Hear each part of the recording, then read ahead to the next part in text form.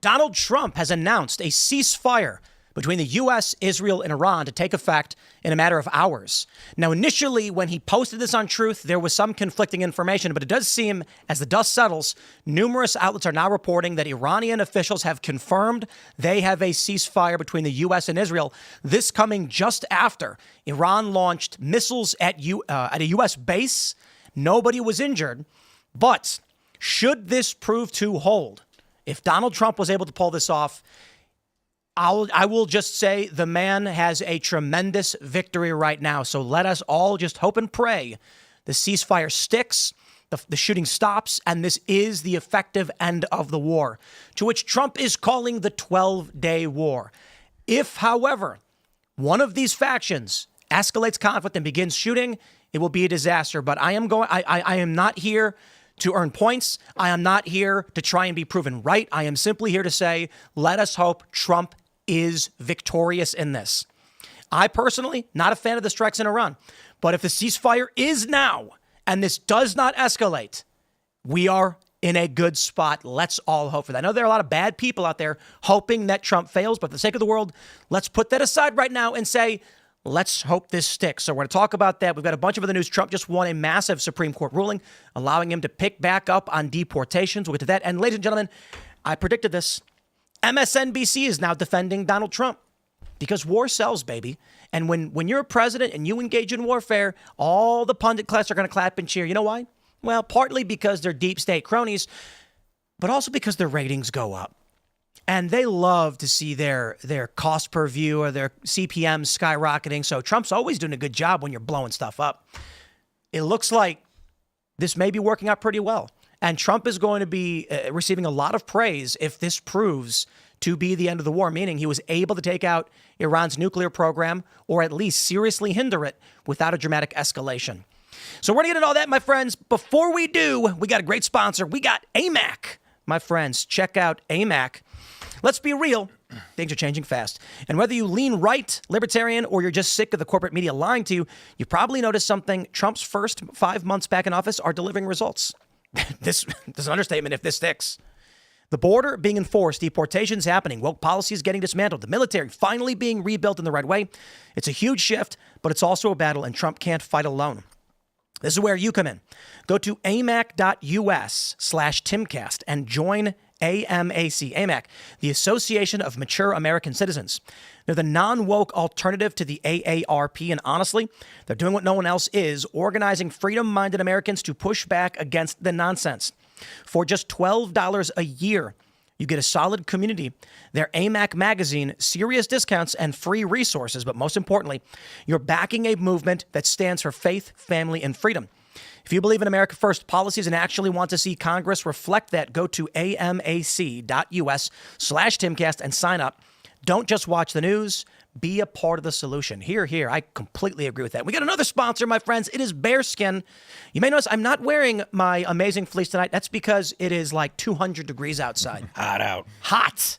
But that being said, Bearskin makes awesome jackets with outer shells. It's fleece. It is comfortable. It's got 10 pockets. This is my favorite, to be honest, outerwear. Check this out. I do want to thank them. They sent us a whole bunch. I always mention this because I even gave Phil one. And then we've got, they're all actually right there. But I'm sorry, guys. It's 100 plus degrees. I think it says 91 degrees. But this is some of the best outdoor gear I've ever used. It's great for fishing, golfing, boating, flying. Perfect for vacations when you only want to take one jacket because the outer shell, it zips right into it. So if it's raining, boom. It's got 10 built-in pockets and windsolation technology. If the rain hits, you just put on the heavy storm jacket, you're good to go. You get free U.S. shipping and fast domestic delivery. 60% discount running right now if you just text Tim to the number 36912. So let's say you're driving right now. Maybe you're not anywhere you can get on a computer and order this. Just send a text message to 36912. Tim, send that. They'll send you a link. You can click it whenever you want. And there you go. You'll be able to pick that up. So big fan. Shout out to Bearskin for sponsoring the show. Again, 60% off. Don't forget to also smash that like button. Share the show with everyone you know. Joining us tonight to talk about this and so much more. Tina, I'm going to mispronounce your name, so I'm going to ask you to say it. Descovich. Descovich. Easy enough. I should have got that. Who are you? What do you do? I am the CEO and co-founder of Moms for Liberty. We are the largest grassroots nonprofit organization of moms across the country that are fighting to defend parental rights at all levels of government. Right on. Well, we do have another story about a parental rights organization filing a suit over a university allowing men into the university. So it should be great. Thanks for joining us. Should be fun. Ian is here. Hi, everyone. I'm back. I feel like we're manifesting reality in real time, so let's do it. Phil, baby. Oh, we also have Shane Cashman is here. on the I'm end. here in the corner. Upon hearing about the ceasefire, do you think someone should make a wellness check for Lindsey Graham? There's a lot of people that need a wellness check. Yeah, Mark Levin. Well, anyway, I'm Shane Cashman. I'm the host of Inverted World Live. I'll be leaving here at 9:40 tonight, going live at 10 o'clock to 12 a.m., taking your phone calls. The phone lines will be open. If you have a weird story, come and tell us about it. We're also going to talk about a giant eyeball falling out of the sky. And real quick, I wanted to say, this weekend was my 4-year anniversary at Timcast. Wow. Thank you, Tim. And I'm grateful for everything you've done for me. And it's amazing. The show's been really awesome the past few weeks. So Since opening up callers to anybody, yeah, and launching the Monday through Thursday show, viewers have been skyrocketing. yeah, it's wild. People have been calling in. It's popping off. It's been amazing, a lot of fun. So thank you everyone watching and calling in. YouTube's got that raid function. They kind of have it under the radar, but they just send people over to your show. It's all, and it's so It's incredible. And they talk about Sasquatch. It works out. All right, Phil's hanging out. Everybody wants to talk about Sasquatch. Hello, everybody. My name is Phil Labonte. I'm the lead singer of the heavy metal band All That Remains. I'm an anti-communist and a counter-revolutionary. Let's get into it. Here's the story from Politico. Trump announces Israel-Iran ceasefire. The announcement comes after the U.S. waded into the 12-day conflict over the weekend. They say Trump, in a post on Truth Social, said the ceasefire will take effect just after midnight on the east coast of the United States, with the war slated to officially end 12 hours later. Quote, "This is a war that could have gone on for years and destroyed the entire Middle East, but it didn't and never will." Neither Israel nor Iran immediately confirmed Trump's announcement that they had agreed to a ceasefire. Both countries have been indirectly fighting since the October 7th attacks against Israel by Tehran-backed Palestinian militant groups, Hamas, and they have traded direct fire intermittently since 2024. But after Israel attacked Iranian nuclear facilities earlier this month, the two longtime Middle East adversaries have launched volleys of drones and missiles against each other. Now, it is being confirmed by Reuters that a senior official said that they have agreed to a ceasefire. We have this from Trey Yingst of Fox News. Diplomat briefed on the ceasefire talks to Fox News, saying President Trump spoke with Qatar's emir and informed him the U.S. got Israel to agree to a ceasefire with Iran. The president asked Qatar to help persuade Iran to do the same. Following that, Vice President Vance coordinated with Qatar's prime minister on the details. This effort proved successful, and following discussions with the Qatari PM, the Iranians agreed. The deal was coordinated at the highest level by the president and vice president and the Qatari emir and prime minister directly. Despite having been attacked just hours earlier, the Qataris set aside their grievances and prioritized regional security to get the deal done. So just before this announcement, actually a couple hours before, it was videos emerged of Iran launching ballistic missiles at Qatar, targeting the U.S. base. Should this prove to hold, I just got to say, Trump, he's hit a grand slam with this one. If the war officially ends, he can say that it's a war powers resolution. He's allowed to take military action. No further military action is needed. We have a ceasefire. If within the next 12 hours the fighting has stopped, Trump's got a tremendous historic victory. Libertarians are going to be most affected, I think. They're going to be very, very upset that this happened and that, the sky didn't fall. It didn't expand into a wider war. It was just a strike. And Iran was like, well, we're not really in a position to do anything about this, are we? And took the actual, self-preservation route. Why are they mad? Because they wanted to see this disintegrate? Well, because they were all predicting that there was going to be a massive, upheaval in the Middle East. It'll turn into a broader war. It'll turn into World War III, blah, blah, blah. But you look around and it speaks to actually the realistic conditions of the international rivals the U.S. has. Russia doesn't have the ability to take on the U.S. They can't take on the Ukraine, right? Like they can't handle Ukraine. They're not going to be able to take on the U.S. So they're not going to really step in to help Iran. Same thing with China. China has a significant incentive to keep the status quo, particularly in the Strait of Hormuz, because they get half their oil or whatever. They had 33 tons million of business there. barrels, So yeah. China was just like, no, you're not shutting down the Strait of Hormuz. They had no friends at all, and no one was there to support them. So I think that speaks to this I'm situation. stoked for peace. Yeah. There's peace. Yeah. I do leave it to Trump to start already branding a war. Like he's already the 12 naming days it. war, yeah. There's a lot in this message. It wasn't a war, and a ceasefire doesn't mean a peace agreement. Sometimes when you're in a war, you'll call a ceasefire for a short period, and then you'll go back to fighting. So it doesn't mean, but there never was a war to call a peace agreement for anyway. They fired, 13 or 14 missiles into Qatar, and all but one of them were shot down. One of the missiles was errant, so they just let it go. Yeah, they're like, where's it going? I personally don't trust anything coming out of this administration at the moment. They just sneak attacked Iran. I imagine they're going to do it again. But like you said, their faces on the ground. They're being stomped on. Their bones are breaking. They have no choice but to. How many people live in Iran, Ian? What's that? How many people live in I Iran? believe there's 92 million, but I haven't done the research. me. I haven't done the research. I respect what you are saying, Ian. The Trump administration, this is where I'm cautious. They have made a lot of comments about negotiating peace, negotiating in good faith, while they were actually orchestrating a sneak attack on Iran. Now, if it weren't for the subsequent reporting from numerous individuals involved that there was a ceasefire, initially I was skeptical. It's like, I don't believe it. Trump announces they got a ceasefire, and then if Iran keeps attacking, it's Iran that becomes the aggressor. However, it does look like Trump is trying to avoid escalation in the region and just wanted to take out as much of their nuclear enrichment as possible. I don't know that they did. Like, if you want to argue efficacy, there's a lot of people saying 900 pounds of uranium is missing. What did they actually do? It's like, well, they did what they could in terms of that agenda item. The argument here is that Trump has, under the War Powers Act, it's an old bill, if there's an imminent threat, he can order a military strike. Within 60 days, he must stop and ask Congress for approval to continue. If this does end, Trump, he did it.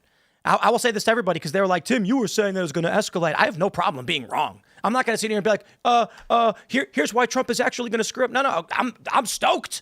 Holy crap, I'd love to be wrong. I was worried AF that this was going to escalate. If Trump really did just pull it off, I apologize for doubting the man. I know that parents, mothers in particular, are thrilled that Iran will not have nuclear weapons. So, moms, for the most part, I would say probably don't understand Middle East policy and what's going on over there, but they have concerns as parents. And one of those things is a nuclear Iran. That's a very big possibility. And so I didn't hear a lot of pushback from the mom community when we went in and took out those nuclear facilities. What concerns me, though, is the idea here, Lend-Lease, the Lend-Lease program. With the Americans were giving the British weapons before World War II, but they couldn't sell them because they would have been violating, some shit. So they were Wasn't the Lend-Lease with the Soviets?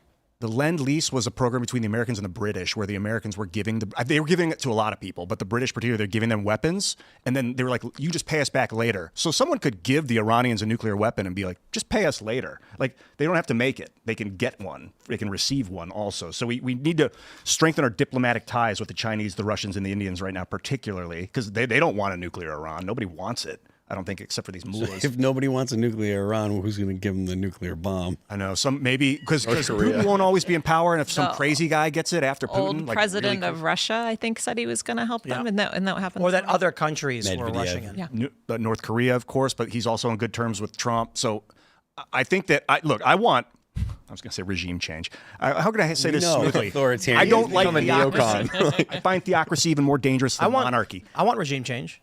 I do in too. Iran. I just don't want to be involved in whatever that means. And I want it to be peaceful. I would Like, love it's for it to their be problem. like they set it down, another organization picks it up, if possible. I don't know if that's, I think that's what the Israelis are planning to do anyway, make it happen. It looks like that's what they're about to do. And they're just install some sort of targeted assassinations on Iranian That would mean the leaders. war's not over. Where has there explosions. ever been a peaceful regime change except in a democratically elected Canada. country? In 79, An election in a somewhat democrat country, but in a place like Iran. 2020 in in this Iran in country. 79, it was relatively peaceful. It only lasted about 6 months, the revolution, maybe 4 months on 6 But months. on didn't a paper. tyrant take over? Isn't that what got us into this situation? But it wasn't really bloody. The king at the time didn't fight back, and everyone was like, why aren't you stopping the rebellion? And he was just like sitting in his castle not fighting it, and so they deposed him, and it was relatively peaceful as revolutions for a country that size. And it could happen again. And what I think you're saying is that I mean, they can change, but I don't want to be involved in it. Like all the coups we've done around whether it's Guatemala or Iran again, I don't want that to happen. They can do whatever they want. The thing is, the Shah's son, who's in America right now, is the most likely candidate to be installed as the king of Iran, and we would definitely, because he's in America, we would somehow we'd be involved with putting him up in the British. The issue with regime change nowadays compared to even 20 or 30 years ago is the internet and the speed of communications. So a couple hundred years ago, you wanted regime change, you literally need only stand in a building. You'd be standing in the building, sitting on the throne, being like, we're in charge now. And if the king was in exile, then people didn't listen. So you take a look at even 100 years ago, how these revolutions took place, and it was just like, we've stormed the building and 1,000 people surrounded it, and now the entire country of millions of people has a new form of government. These days, there's digital communications. And you saw that in France in World War II, because the French, Paris was taken over. 500 years ago, entire country of France would have served the Germans, but half of France split off because Charles de Gaulle went into exile in England and was able to kind of lead this resistance via telephone. And now we've got the internet. Yeah. So if, say, a group of people were to like storm the Capitol, like during the counting of the electoral vote, and they stood in that building, literally nothing would happen. The president doesn't change. Nobody loses or gains control. Occupying the building and controlling the force there changes nothing. That's why I always wondered about the term insurrection. It never really made sense to me on what happened that day. High stakes king of the hill. That's all it was. That's why insurrection is the wrong term for what happened on January 6th. I would say insurrection in Portland, as it is applied legally in that local laws are not being followed, that is a legal insurrection for which the president can invoke the Insurrection Act and call in the National Guard to go shut down those riots. Yeah, the police led the J6ers in. Like, there's all that video of them actually giving them a nice tour. Unlike in Portland and other places where they took over streets and set up camp, killed innocent people. Some entrances had a different dynamic, right? Those people were Antifa and red hats. I want to say for the record, since there's 100 million people listening or whatever it is, I do want regime change in Iran in a peaceful manner in some sort. And I'm very happy with this announcement of a ceasefire. Although I said I don't believe anything coming out of their mouths, I'm very happy to hear it regardless. I think it's a very good diplomatic move. I know that Putin at first was like, I think we're going to help Iran. We might help them get a nuke. At least this is what I was reading these reports. And then later he's like, actually, we're just going to help them. It wasn't diplomatic. Putin. It wasn't Medvedev. Oh yeah, it was Medvedev.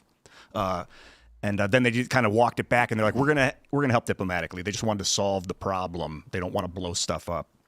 And bringing it back to moms real quick, like I don't really care all that much about the nukes, honestly. I care more about sending our children to war.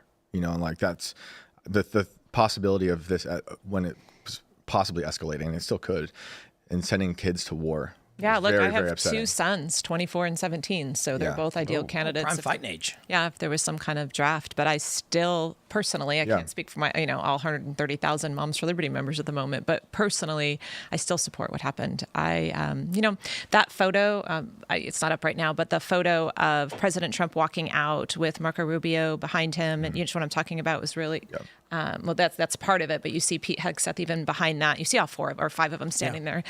I kept going back to that photo and just looking at these men that I feel like we've gotten to know over the last few years. These are good men that I know of. I've met their spouses. I feel like I have some familiarity with them. And to see the looks on their faces, they knew what the decisions they were making. They knew there was some risk, even if there was calculated and risk, and they felt like it was in the right direction. And I just am, I'm thankful for them. I'm thankful that they are making the hard choices and leading the way. Well, it is the suburban mom that won Trump the election.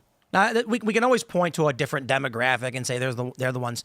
But we know is that Trump was trailing among suburban moms in 2020, and then they shifted rightwards in 2024. I think the gender issue played a large role in that. If you're going to give me a second to talk about it, I'd be glad to talk about what we did. And we did it in 4 swing states, Georgia, Arizona, North Carolina, and Wisconsin.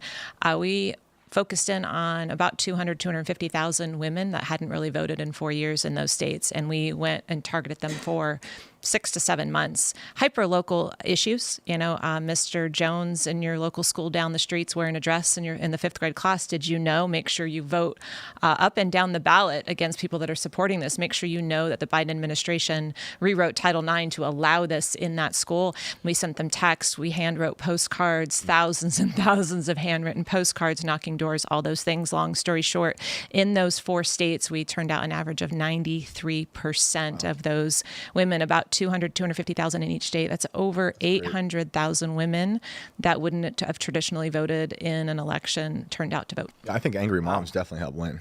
I mean, you saw everything that happened during the lockdowns with kids. Oh, they were school mad. closures Yeah, and all that so mad. stuff. Where were you in the past few years? Were you always a Trump supporter? I have voted for Trump traditionally, but I'll admit in 2016, I walked into that voting booth not going to vote for him, and just You're gonna have to leave the show now. I'm sorry. I'm sorry. Then come I didn't vote. I didn't even vote that year. Well, then what do you got to say about I'm me? just I messing with you. stood there and I was going to go third party. And this is like a little bit of a crazy story. The only other time I voted third party was the Bush-Gore election. And I sat up all night like, I'm the reason this is happening because I didn't vote for Bush. It's my fault. Like I personally felt like, we went through the hanging chads because of me. And so I told myself that night I would never do third party. I kept thinking about that and I wasn't going to vote for Hillary Clinton. And so I ended up voting for him. But it's been an interesting road. I wasn't always the loyalist that I am now. Do you find that, moms view him as icky? Less and less. Less and less. Wow. Yeah. Because he's chilled out. Why do you think that is? Look, he campaigned on several things that had to do with Moms for Liberty issues, the overreach of government, what they saw what the Biden administration did to parents that were just standing up trying to protect their children. He stood on that issue. He stood on the issue of keeping boys out of women's sports. He understands what's going on in education, and he has listened to us on those. And he came right out the gate as soon as he took office, and executive order after executive order after going in. Look, we are just women. We're strong, independent women. But to see someone stand up for the issues that has the power to do something about it, and to see him stand there and do that on our behalf to protect our children, he's got our support hands down. Women are coming over left and right because of that. Do you think Melania is a huge influence on that? Because I'm just starting to think maybe she's like really morally pushing, like helping him. Of course, behind every man there is a good woman. I wish she was more vocal in the world. I've thought that since the beginning. I mean, she's doing what she can. I think she's a little self-conscious because her English is her second language, or not her first language. At least I think she might have said stuff like that in the early days. Her fourth language. Yeah, she speaks like 5 languages. Genius. A genius woman. I'm sure she's self-conscious that she speaks 5 languages fluently. Oh my gosh, she's amazing is what I'm trying to say. And I agree. Tim, you were about to ask a question too? No. Oh, yeah. Melania is a kind of an unsung hero over the last decade in a lot of ways. She's very grounded. What happened to Democrats? Did you they consider lost yourself their a Democrat? freaking mind. No, I've never been a Democrat, but I will say a good portion of our organization are former Democrats. We even have some Democrats, which the left in the newspaper would never, or the mainstream media would never tell you that. I think I was telling you the other day that we were in I was in a meeting in Ohio with my chapter leaders from the state. Half of the room had voted for Obama, and so they're coming over because they don't like what's happening to their kids. What do they tell you when they come in and they're like, oh, I didn't, because they're apprehensive. There's a lot of stigma that goes along with it. What do they tell you when they come in? Well, the first one said it. I can't remember how the conversation started, but the first one said it when we were in a group setting, and the other started poking fun at her. And then one said to the other, like, you can't laugh at me. You voted for Obama, and then you voted for Obama. And before you knew it, I was like, okay, raise your hands if you voted for Obama. And it was half the room. And, a lot of them just said he seemed hopeful. They didn't follow politics. They didn't vote in local elections, no idea who their local elected leaders are. But they looked at Obama as someone who was offering hope and change, just like he said. And so it was an easy cast for them. I'm hearing this more of an anecdotal question, or a question that I'm just getting your personal opinion. Do you think women are voting, because like you said, they felt hope when they saw Obama. Do you think that the women are voting less with their emotions and more with their brain, their thinking? Or is it that Trump is appealing more to their emotions? Trump is appealing to their emotions. He's standing up for their children. They're seeing what's happening in education in America. They know, and I will say on a good part of Moms for Liberty, pushing the information out there that only 1/3 of kids in America can read on grade level. I think that's starting to become public knowledge. 1/3. That's terrible for national security. That's terrible for the future of these We're done. children. We're screwed. Yeah. Economically, The- it's terrible. Yeah. Not just that, but there's these viral posts where teachers are saying like their kids can't read, their kids can't type, the kids are completely disinterested in whatever they're doing. All they want to do is get on TikTok and just keep swiping. Like attention span has gone to 0, and they'll see 2 seconds of something and be like, bored. And so when it comes to writing, they just use ChatGPT, submit it, and then say, and shrug. Oh. I wonder if that takes into account the homeschooling spike. Oh, of At course. church recently, we celebrated all the kids who graduated high school. 30 kids, all of them homeschooled. No one went to public school, and these kids talk like better than me. They're smarter than me, and they had a great schooling. So I wonder if like we're watching the public schools totally fail, but the homeschooling is really taking off. Especially since COVID, when the schools shut down and teachers union fought, I'm not going to open a school till you defund the police and all of their nonsense. I mean, parents had no choice but to start homeschooling, or their kids were going to fall behind dramatically. Of course, you see those numbers growing. And like you think that I think the public school system's still working off the antiquated 20th century model, pretending like AI doesn't exist, and then the kids go home and they use AI to finish their homework, and the teachers are like, they don't That's know what to frying do. their brains. And then the moms of the kids are sitting there with them like, what, did you use ChatGPT again? Like, Let me just tell you the scary thing about this is that I recently we got the Switch 2, the Nintendo Switch 2. Yeah. And you can get Nintendo and GameCube and SNES. So I went online and I downloaded the app so you can play their library of Nintendo games. They don't have that many, but there's a lot. And I was playing the game Crystallis. love that game, dude. Yeah, absolutely. Love that game. So good. Now let me tell you why this matters. Because I used ChatGPT because I'm like stuck in the beginning. What do I do? So I typed in ChatGPT, how do I, do this thing? Teleport. Total example. What do I do at the Carissa plant? It fabricated this huge walkthrough for the game that included characters that didn't exist in the game, and I knew. I've played the game 800 times when I was a kid, and I was playing it again, but I can't remember what to do with this thing, and I'm like, this is completely fabricated and made up. Completely. And it's only because I knew it was like, go south of this one town. I'm like, there's no south of that town. So these kids are going to be in school, and they're going to be like, write me, an essay on Christopher Columbus discovering America, and it's going to put fake names in. Or there was that, as a total aside, that lawyer, I think this happened more than once, who had ChatGPT draft his whole legal argument, and it created fake case citation precedent. Yep. So a few things there. One, the Christopher Columbus thing, you just touched on it as a passing story, but worse, it could even say what's actually in the textbooks right now, which say Christopher Columbus is a war criminal and worse. And so I bet you ChatGPT is going to pull up all the anti-American rhetoric and feed it in just as the textbooks are now. And number two, it's not just the kids with this AI. So my 17-year-old, they have a policy in my school district, the kids can't use AI for papers. Nice. And at least my son says he doesn't use AI because he thinks the teachers put it in the AI checker and he'll get caught. Not saying he doesn't ever do it, but he says he doesn't. But he got really upset last year because his paper was graded with AI, and he came home so mad, and he said, why I can't use AI to write it? Why does she get to use AI to grade it? And I was like, well, how do you really know? He said, Mom, look at this. There's no feedback on my writing. It's literally these captioned things from AI. I can tell. And then I threw it in the AI checker, and it told me it was AI. And then what if the AI is wrong? Yeah, when it's it makes teaching things up. him wrong, and the teacher has no idea if he's writing or if he's not, what he needs to help with or anything. It's so messed up. And you know where it gets worse? When these kids use AI to write an essay and then post the essay somewhere online in some way the AI can use it, the AI writing gets re-ingested into its own training model. It's like those pictures. They're like, reprint this picture 1,000 times. You ever see it? And then they slowly morph into this demon creature. Same thing with your paper. I was going to ask, what's the AI checker that you mentioned? I have no idea. I can ask my 17-year-old and let you know. Sounds like a good piece of technology for the coming days. I think we're totally screwed. I don't think I can trust the AI checker. I think- and it protect itself. I was talking to this guy, pro skateboarder. You'd think he wouldn't be apprised to a lot of the stuff, but he asked me if I'd ever read about the fourth turning. And I was like, oh boy, how much time do you got? And so we talked a bit about it. And this is just a guy who skates. He's not a big political guy or anything like that. People are starting to learn. Are you familiar with the fourth turning? I am not. Strauss-Howe generational theory is that every 4 generations you have some kind of crisis period.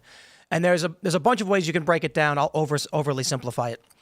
So 80 years ago, we had the World Wars. 80 years before that, the Civil War. 80 years before that, the Revolution. There was conflict 80 years before that. It keeps going. The general idea is that after the World War, the people who fought and survived are just brutalized. And so they're carved out of stone. They're not bothered. They don't care for things like wokeness. And they're just like, sit down, shut up, and do the work. You know, having a job is not the worst thing you've ever dealt with. So they raise kids. We're 80 years after World War II, aren't That's right. God. So they raise kids off the lessons of World War II. And those kids, they start working and they have a general idea. Then they have kids. And those kids, they heard stories from their grandparents, but they don't really know. And then finally, the fourth generation is a bunch of lazy, entitled wackaloons that are soft as cookie dough, causing instability in politics, which results in some kind of chaotic moment. Well, one of the things that has kept me sane is listening to my father talk about the horrors of Vietnam growing up. He would because he served in the Navy during Vietnam on a peacekeeping tour, in Germany. But just to watch, just to see the horror, to know, because when you get generations detached from it, it's very easy to treat it like a video game. And that's where we are now, where kids need safe. I mean, we're talking about in the past 10 years, colleges, universities creating safe spaces for lectures, where if someone was triggered by something a professor was saying, they could go into a fluffy room with stuffed animals and pastel colors playing nursery rhymes. I'm not exaggerating. There's this guy, Alex Hommel. You guys know this guy? He bear climbs with his bare fingers. Honnold? Alex Honnold, he's done Joe Rogan's show. He climbs mountains with his bare fingers, like hangs. Free climbing. Yeah. And he's like the best. Skyscrapers? No. He's like the best free climber on earth, not that I know of. And he said everyone should. When was the last time you've been really afraid? Like really afraid for your life? Because people should feel like that. Otherwise, they're going to start to be afraid of stupid shit. Yep. And that's what kind of aligns with what you're saying. And that's where we're currently at. And it's not so much about being afraid of dumb things. It's about entitlement. That, what a lot of these young people were experiencing is the worst thing. Actually, I'll put it this way. My baby was crying today. And we're trying to console her. And she had a burp. It's literally the worst thing she has ever experienced in her life. She's 4 months. Yep. And so her distress is legitimate, but needs to be tempered. I mean, if you've never felt pain before, you're like, what's happening? So what happens to these millennials largely is they've had zero hardship, snowplow parents. They've never, you get a trophy no matter what, even if you don't win. Mm-hmm. No one's a bully. Everyone's got to hold hands and sing. And then you enter the real world and you walk down the street and someone screams at you, dumbass, and you go, and it's like literally the emotional pain of being insulted is the worst thing you've ever experienced. It makes me think that we should treat these people like your 4-month-old going through a burp. Like it is that painful for them. At the very least, we shouldn't. We're nice to them. We shouldn't bend the knee to every demand they make. And I don't mean treat them like a baby. I mean burp the baby. Have the compassion for the human as if it really is genuine pain, even though to us or to you it might seem like ridiculous. No. The point is to understand. The baby was screaming like the apocalypse was happening, and then she went, and that was it. And then she smiled. And it's like, that's, so I understand for the baby who can't burp, this is not just a trivial problem, but for a 40-year-old, for a millennial working in government who is crying over burping, we've got a problem. The bigger problem is, that's an absolute problem, and I agree with you. But what's happening in schools right now, in the youngest grades all the way through high school, is they're infusing social emotional learning. I'm not sure how familiar you are with it. They're basically having security and safety circles where you sit around and talk about your feelings at the youngest age and make sure everybody's comfortable. And you spend more time on that than learning how to read. And so we're actually developing children to be this way, even as adults. We will come back to this, but I do want to get back to the war because we do have some news here. This is from, I believe this is from The Telegraph. Fears over Iran's missing 400 kilograms of uranium, and that's if we just believe the reports. But we have this satellite image from Fordo showing what appears to be, I think, 16 trucks. I could be wrong. There may be another one I missed. Now, the reports are that 2 days before the strikes, they were able to get all of the fissile material out of these facilities and then spread them out to who knows where. J.D. Vance was asked about this, and he says, we're not so concerned about their 60% enriched uranium. We were concerned if they were going to continue enriching upwards of 90%, and we have taken away their ability to do that. That being said, there are many people who are deeply concerned this is not over. Iran may agree to a ceasefire, but what happens if they start dispatching even 60% uranium to various like the Houthis or other terrorist insurgent groups in the region, and then we see some random armed insurgent group making threats and making demands, but armed now with a dirty bomb.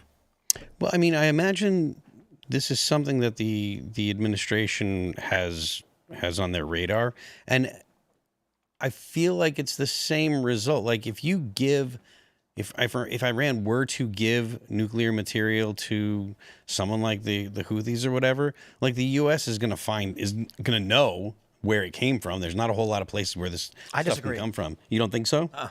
Why not? 17, let's say 16 trucks. We don't know which one was loaded with what. Those 16 trucks drive off in different directions and go into a big facility where 16 more trucks drive out. Those 16 trucks then drive across various borders into various countries, through Pakistan, through India, into Russia, into China. And now whatever was there is mixed around with whatever was in the other regions before. It just adds to the mix, and we're not going to know where it came from, whose it was.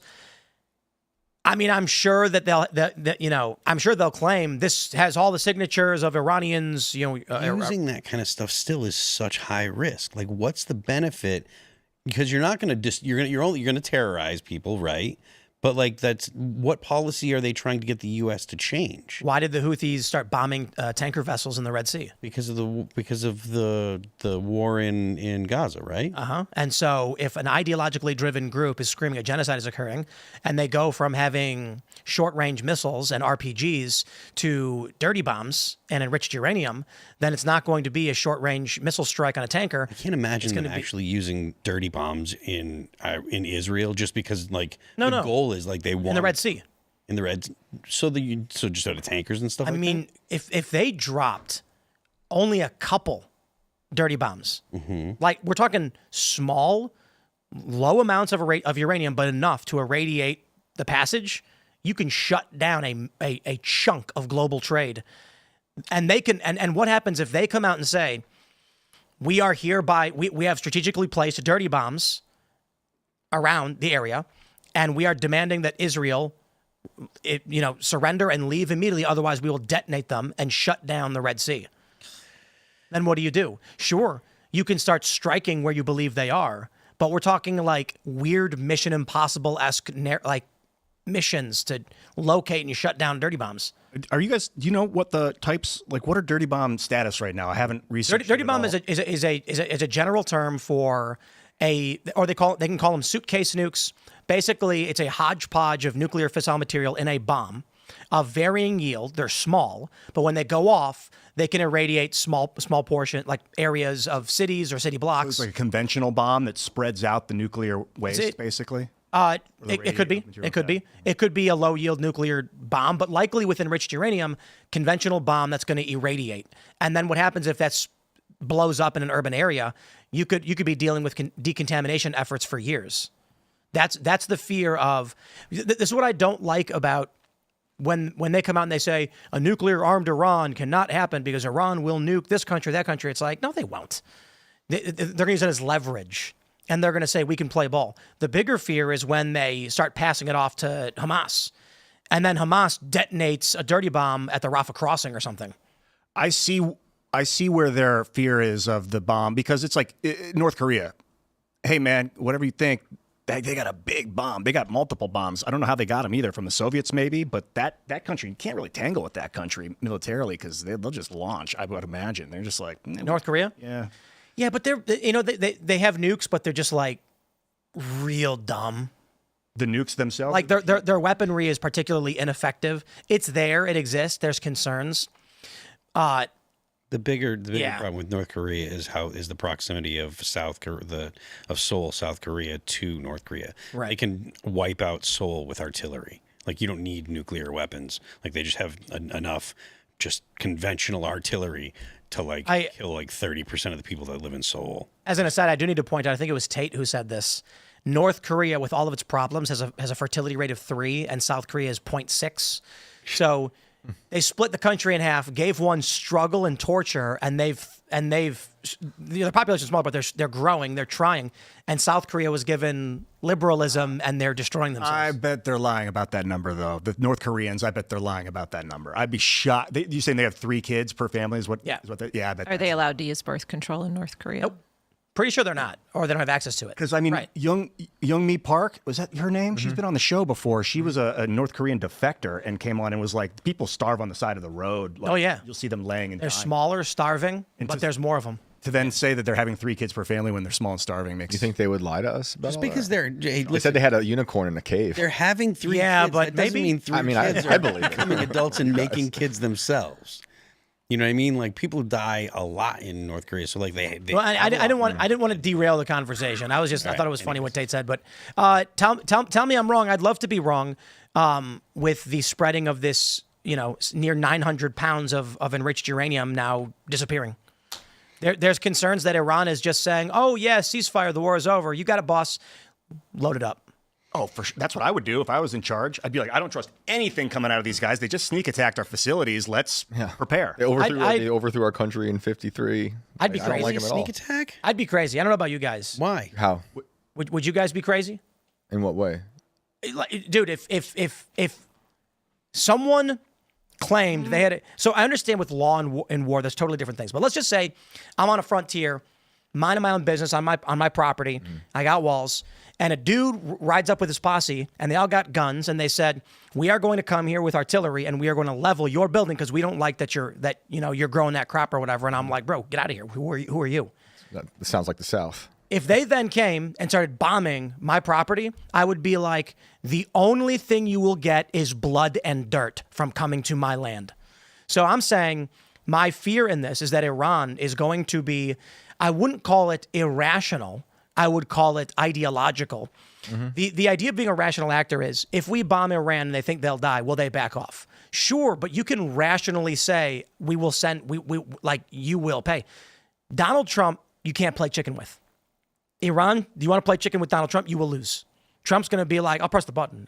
And if it was, He'll press it. If it was like just the Ayatollah, he might sacrifice himself and come and take it. But he's got 90 million people he's taking care of, so I don't think he would throw 90 million people away in some.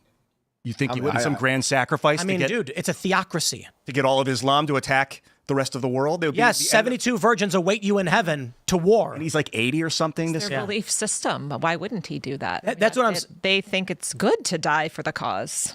And they may be saying like the great evil is taking over and they are destroying us.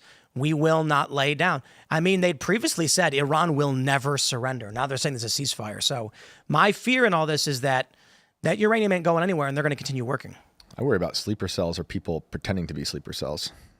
Some people were talking about like if we do something in Iran, then they will activate sleeper cells, without like acknowledging the fact that like having sleeper cells in the United States at all is unacceptable.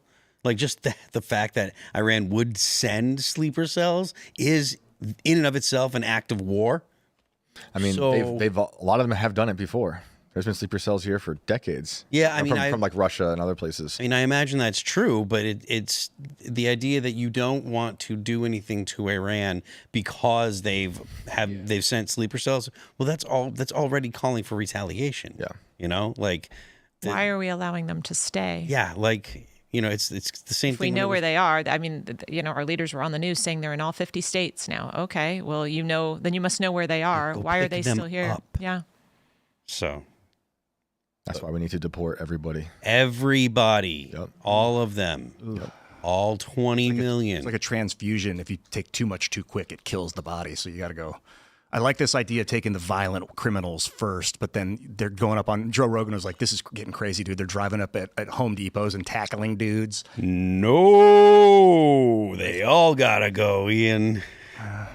You can't care. You honestly can't care about optics anymore right now with the way the country's been invaded. Oh, I don't agree, because I think that the Russian and the Chinese, if we don't have them on our side, if they think that we're truly ballistic and we're going to just start sneak attacking, are they ever on our side? Wait. We're talking about immigration now. What are you talking about with the Russian and Chinese? If they see us like go authoritarian, crack down hard, and sneak attack with bunker busters, other countries, they might be like, all right, it's too far gone now. We can't. At least now we can be negotiated with because it's the United States of America. We stand for liberty and how does that democracy. fit into the mass deportations? If you start just grabbing segments of your population, maybe they're a citizen, maybe they're not. We'll find out later. Putin might like it. He'd be like, respect. I just saw a video of a Russian dude that had a a flag with Putin on it. He pulled it down, crumpled it up, threw it away, and then the next day he just got picked up. They grabbed him and black bagged him just because he threw a picture of Putin away. Like, we are far from that, my dude. We are far from that. People that are getting picked up now are actually criminal, illegal aliens, and maybe some of them haven't committed a violent crime, and they're getting picked up just for being illegal, but they're still here illegally. Those borders were so wide open. Ian, you got a lot of ones. Yeah, I know. That was an extreme thing of me to say, to kind of like try to pull back on the deportation thing on this show. I know a lot of people are very, very pro deportation. I say deportation, wait. no break, all gas. Well, we'll deport Ian. Ian, to where? Doesn't Where do matter. you We'll wanna make it a go? show. Trump Paris. won. I want to go to Paris. That sounds like too much fun. So we actually have this story from the Washington Post. Supreme Court now allows Trump to deport migrants to third countries. The case centered on President Trump's attempt to deport migrants to countries where they are not citizens, including conflict-ridden South Sudan. Some dude comes here from Guatemala, and it's like, off you go to South Sudan. I mean, that's a deterrent. I'll say that. Of course, that's the headline from the Washington Post. Yeah. They picked the craziest place that they can deport to. The Supreme Court on Monday cleared the way for the Trump administration to deport immigrants to countries where they are not citizens, temporarily blocking a decision by a lower court judge said migrants must have a meaningful opportunity to contest their removal. The court's order, which drew a sharp dissent from 3 liberal justices, was a response to an emergency request by the admin and will remain in place while legal challenges to such removals make their way through the lower courts. As part of Trump's mass deportation efforts, the admin has attempted to send groups of migrants, some convicted of crimes in the U.S., to countries other than their own, including to conflict-ridden South Sudan. I can't believe that. That's ridiculous. 4 individuals initially filed a lawsuit in Boston on behalf of all migrants potentially subject to third country removals, saying they are entitled to notice and an opportunity to raise fear-based claims before deportation. To be honest, if you're from, Colombia or Honduras, and Trump's like, we're going to send you to Sudan, I think you have grounds to be like, I have fear of death if you send me there. How does Sudan? All places. How does Sudan feel about this? Have they been consulted at all? The reason they're going to places like Sudan or ostensibly, it's because their nation of origin won't take them back, right? Yes. But Sudan seems like a weird choice. Like El Salvador, I get. Trump's just like, that sounds good. To be fair, like these people going to South Sudan, where are they from, though? They may be from some neighboring country or something. Right. Or maybe there's no rhyme or reason at all. It's just get them out of here. We don't. It's a care where they lottery. go. Yeah, it just doesn't even matter. They just need to go. One of the potential deportees is being held in a makeshift detention at the U.S. naval base in Djibouti. Is that how you pronounce it? Djibouti? Yeah, it is Djibouti. Under health hazards and threat of rocket attacks after the judge said a planned deportation flight to South Sudan violated his order. I got to admit, it's kind of funny. It's hilarious. It is funny. I have concerns about it, but at the same time, don't illegally violate our laws and break into our country. And, if you come here illegally, I'm not sure what degree of sympathy I'm supposed to have if we just tell you to go away. I like that we went from sending them to Martha's Vineyard to sending them to South Sudan. Look, DeSantis is the That was the nicer pilot side of the program. Is that what that Republican is? Party. Yeah. Sending him to Martha's Vineyard was the pilot program, and then the He lucked out. Yeah, they did. Until now. Well, you want to lead with your best foot, Did you guys see what the group in Colorado did with the? Protecting the child rapist? Yeah. Oh, yeah. That's So insane. Colorado has lost its mind, and I could go into a million things about education that they're doing that are insane and attacking the worst cases of parental rights at their state legislature right now, dividing families. But this takes the cake. They've got this group there that actually notified the child rapist, illegal immigrant, that ICE was on its way and let him get away. It is. Yep. That's like they're high from oxygen deprivation. It's infuriating. It's crazy because they're super high. Despicable. Up. It's despicable. Okay. Evil. Well, Yeah. I pulled up South Sudan and their biggest city of Juba, which is pretty big. It's pretty big. There's a lot going on here. Looks like the roads are largely made of dirt. Largely dirt. Just make it our Australia. Houses are all, they appear to be shanty houses. I don't think they have, okay, no, there you go. Regular old houses.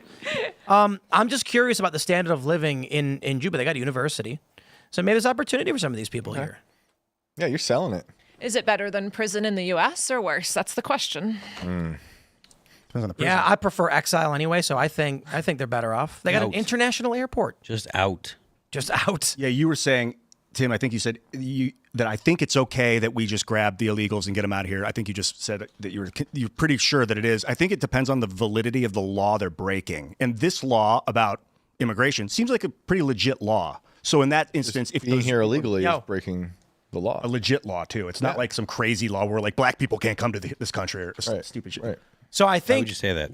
so. Let me just say I don't know which individuals were actually sent to South Sudan. It may actually be that people who were sent there are from a neighboring country or something, and that he's doing it because he's like, well, go back to your where you're from. However, under the assumption that potentially it could be someone from Guatemala that gets sent to South Sudan, I'd just like to point out that the per capita GDP of Guatemala is $6,682, 108th in the world. Yikes!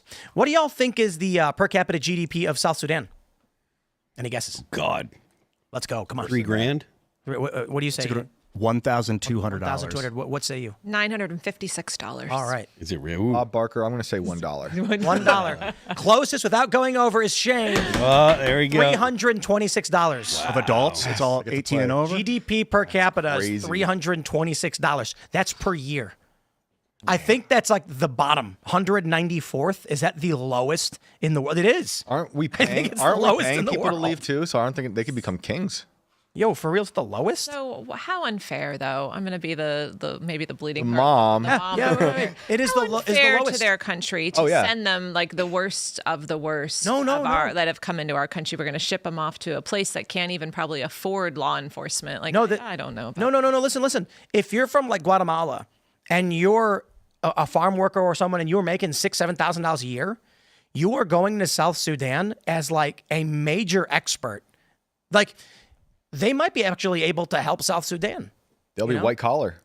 Yeah, they're gonna go there with degrees a of positive expertise spin they don't here? have down there. Trying to make me feel better about it. Okay. Yo, this is wild. South Sudan is the lowest per capita GDP under Afghanistan, Yemen, Burundi, and who do you think number one is?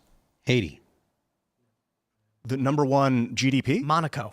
Monaco. Yeah. Number one GDP is Monaco? Lowest. Yeah. I hate it was a good lowest guess though. Actually, That's what I thought. it looks like they don't have numbers for Monaco and Liechtenstein, but Luxembourg. That's the number one GDP. Yeah. There's this one Western African country that has a massive GDP. Ireland is number two. Ghana. Really? Yeah. It was like a trade country. We just U.S. is Where's 7. the U.S.? It might be Ghana. Yeah. Where's China? China. Let's find China. Oh man, it's down there. really. Oh yeah. Oh, they got a lot of people. Did I pass it? There's what? Taiwan. Oh, okay. They're like, we have East China. 1.4 billion because they tell us they've got over 1 billion people, which could. Oh be wow, a lot. China's 70. Wow, that's Yikes. surprising. Very. Yeah, it is because I below think they're Serbia. lying about their population numbers. What they really got 600,000 people. Now you're going to see their GDP at like number 7 or 6. You know. Yep. Macau tied at number 7. I don't know why they're doing that though. Is like it says 7 United States and Macau, but they clearly have different numbers. I don't know why they do that. No idea. Yeah. Number 1, it says Monaco, Liechtenstein, Luxembourg. Monaco. That's the highest GDP per capita. Yeah. A lot of money. Loudoun County is What's the going on there? highest median income in the country, which is just across the street. Yep. Radical liberals. But Actually, they're not. Those moms Loudon? helped win that governor District election. is, I mean, But where the- I work, I mean, the field I'm in, they're terrible. But this is why Loudoun was like the major Ground zero. Yeah, because it's actually pretty middle of the road. So you've got moderate liberal types, disaffected former liberals and some conservatives, and then you find out what's going on in your schools. People freak out. Craziness. If it was far left, nobody would care. Like, look at LA. We don't have protests in LA over this stuff. They celebrate it.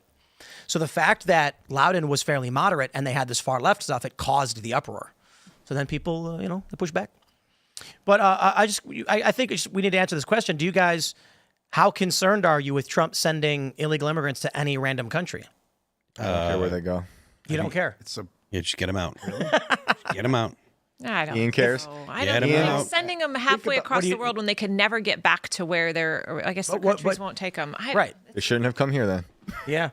I'm talking about the country that they're sending them to. I know. feel bad for I know, that but I country. feel bad not for our the country. illegal immigrant. Get 'em like, out. it's like when was it Britain sent all the the criminals to Australia and the U.S., but Australia, I guess we did okay. We Yeah, we came got out of it, Crocodile so Dundee maybe- out of it. Get him out of here. Get him out of here. I think I'm only concerned with contingencies of what could possibly AC/DC, happen, man. Because if you sent a lot of people to a country that had a hostile attitude towards the U.S., they might use those people to do something to us. They all hate us.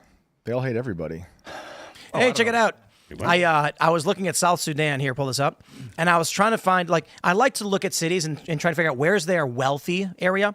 And, you know, I noticed trees. There's only some areas that have nice trees. So I zoomed in on this nice little cluster of areas with trees, and guess what I found? Yeah. USAID. Oh, wow. Oh, nice. Good. So spot. Obviously when you see all the trees and there's grass and it's well maintained, there's relative to everybody else, you got some wealth there, and it turns out USAID operating right there. Probably not no more. Can we pull up Zillow? Yeah, Zillow for South Sudan. I mean, This there's is the grass. most fun I've had in days. There's grass. You know, I'm like, someone's got money. The nicest building See? in all of Sudan It's is not the that bad. USAID building. Like, Well, it's because it's like who's got access to the trees. You know what I mean? You live in a nice area where there's grass, paved roads, and trees, and I'm like, that's the wealthy. If you can afford irrigation, Yep, they have sprinklers. that's wild, dude. That cost an arm and a leg over there. Would have thought Nile. that curbs would be like the indicator of like affluent lifestyle in urban areas. If you got curbs, you know you've got things like, you know, indoor plumbing and You're doing okay. Wow. Did you say Trump is floating the idea to do this? No, apparently people are scheduled to go to South Sudan. And the question is, are they going to the capital, or might he send them to like Nagero? yeah, rural. Yeah. Go to rural South Sudan. how far does this go? I mean, he sends them on a plane. They land at the major airport. take a parachute. And then, They have to jump out of the plane. no, I mean, I'm assuming they go to the airport, and then what? They just open the plane, and I mean, do they put them on a bus? Or They are we must finding be them in Then coordinated. they're no homes? Like, longer what is our happening? problem. So, once you get them to the airport and off the plane, Didn't Giuliani do that? He like Whoopsie. put all the homeless people on buses. Up to me, in my neck of the woods. Yeah. He did that? Newburgh, New York. We Put them all on buses. Just Newburgh became one of the worst cities in the country. You know, that's like horrible, but kind of funny at the same time. You know what I mean? Yeah. You know, it was a fun place to be as a teenager. The current, good for a family. the current governor's not doing. I mean, she's a raging liberal Democrat. but- Hochul? Oh, yeah. oof. She's. I mean, she's kind of doing the same thing. I have an aunt that lives outside of Utica and was in like a retirement community, and they actually took 3 of their 5 buildings for homeless people from the city that they brought up there and paid for them. And she just said it became drug infested, and so They took away hotels that I have family members that were working at, like in bars and restaurants, and gave those to illegals with the debit card money, you know? Entire hotels just given. You know, you brought up the British sending all those criminals to Australia. That happened. That's real. And like, we're kind of in a situation right now where are we going to do that now? But they didn't have social media. They're and not people, our criminals. They're just criminals. Yeah, they're just criminal. They're not even our citizen criminals. They're just. Yeah, I mean, that is kind of funny. Like, I have to imagine South Sudan saying yes. I mean, I'll put it this way. You're South Sudan, right? Your average per capita GDP is $300. You're the lowest in the world. And Trump says, I can send you some guys from a country where they're on average making $7,000. that are potentially child rapists, that are potentially murderers, Many that of them. are potentially that are drug dealers. I mean, That may be a step up for South Sudan. no, no, this Maybe they go right to jail in South Sudan if they're one of those people. I'm going to get a letter from the South Sudanese government being like, that was inappropriate. They're going to war with Tim Pool. South Sudan Man, versus Tim you Pool. Do not say that. I actually do feel bad about that. The people of South Sudan are not bad people. Yeah. I don't need to rag on an entire nation of people who are just living their lives because they're poor. Stuff to have them. Stuff to make a judgment call without having them here on the show. We should invite a South Sudanese All of person them? on the show. What? Yeah, I just should don't have like. never speaking been to in them. our country to start with, Yeah. and so now it's our problem. I imagine our government's going to coordinate with South Sudan. Yeah, that's to what some I'm degree. looking that up right now. And if there's people who are evil, like you're mentioning, they go away. You know, like the El Salvador prison. Is Sudan like a? That's where they they belong. go away. What do you mean they Well, go away? this is a kid-friendly show. I don't want to say what I okay. truly want to say. Are they? They're 60% Christian. I don't know if it matters. How much? 60% Christian in That's Sudan. what's up. More than the United States these days. Okay. Are they like a puppet state of the U.S.? no. Sudan. Yeah, No, that's Haiti. it's 60% Christian. Not that it matters. Okay, where are we now, Tim? Is this GTA or is this Sudan? Malakal. This is South Sudan, apparently. I was occupied. They got no street view. I'm trying to We find. were just inside somebody's house, I think. It looked like an establishment. I'm trying to find street view points, but it's kind of, there's none. I think the airport might have some. Here we go, Juba. We'll click that button. Let's go to South Sudan. Okay. Well, there you go. Oh, you oh, literally- look, they have fire extinguishers. All right. I don't think this is South Sudan. It's just like a US Glory building. Regency Hotel. I don't know. Maybe it is. They were at a civil Welcome. war. Wow, in the room. You can go in the room. I wonder why that was. Oh, I don't think there's a Glory Regency Hotel right there. I think that's just a misplaced Whoops. street view. Okay, let's click that one. Yeah, I don't think it's kind of wild. There's nothing. it says here that roughly Oh, hey, half here the you go. people are under 18 years old in this country. Oh man. This looks like South Sudan. Oh yeah. Dirt roads. Everything's a dirt road. That's wild. Like I said, man, curbs tell the story. Yeah. That's crazy. Your town has curbs. And look at this. Nesico. They got stuff going on down there. Are they I getting feel like paid? Nesco. Yeah, I bet they got great parties. Do they get paid per immigrant? What do you want to call?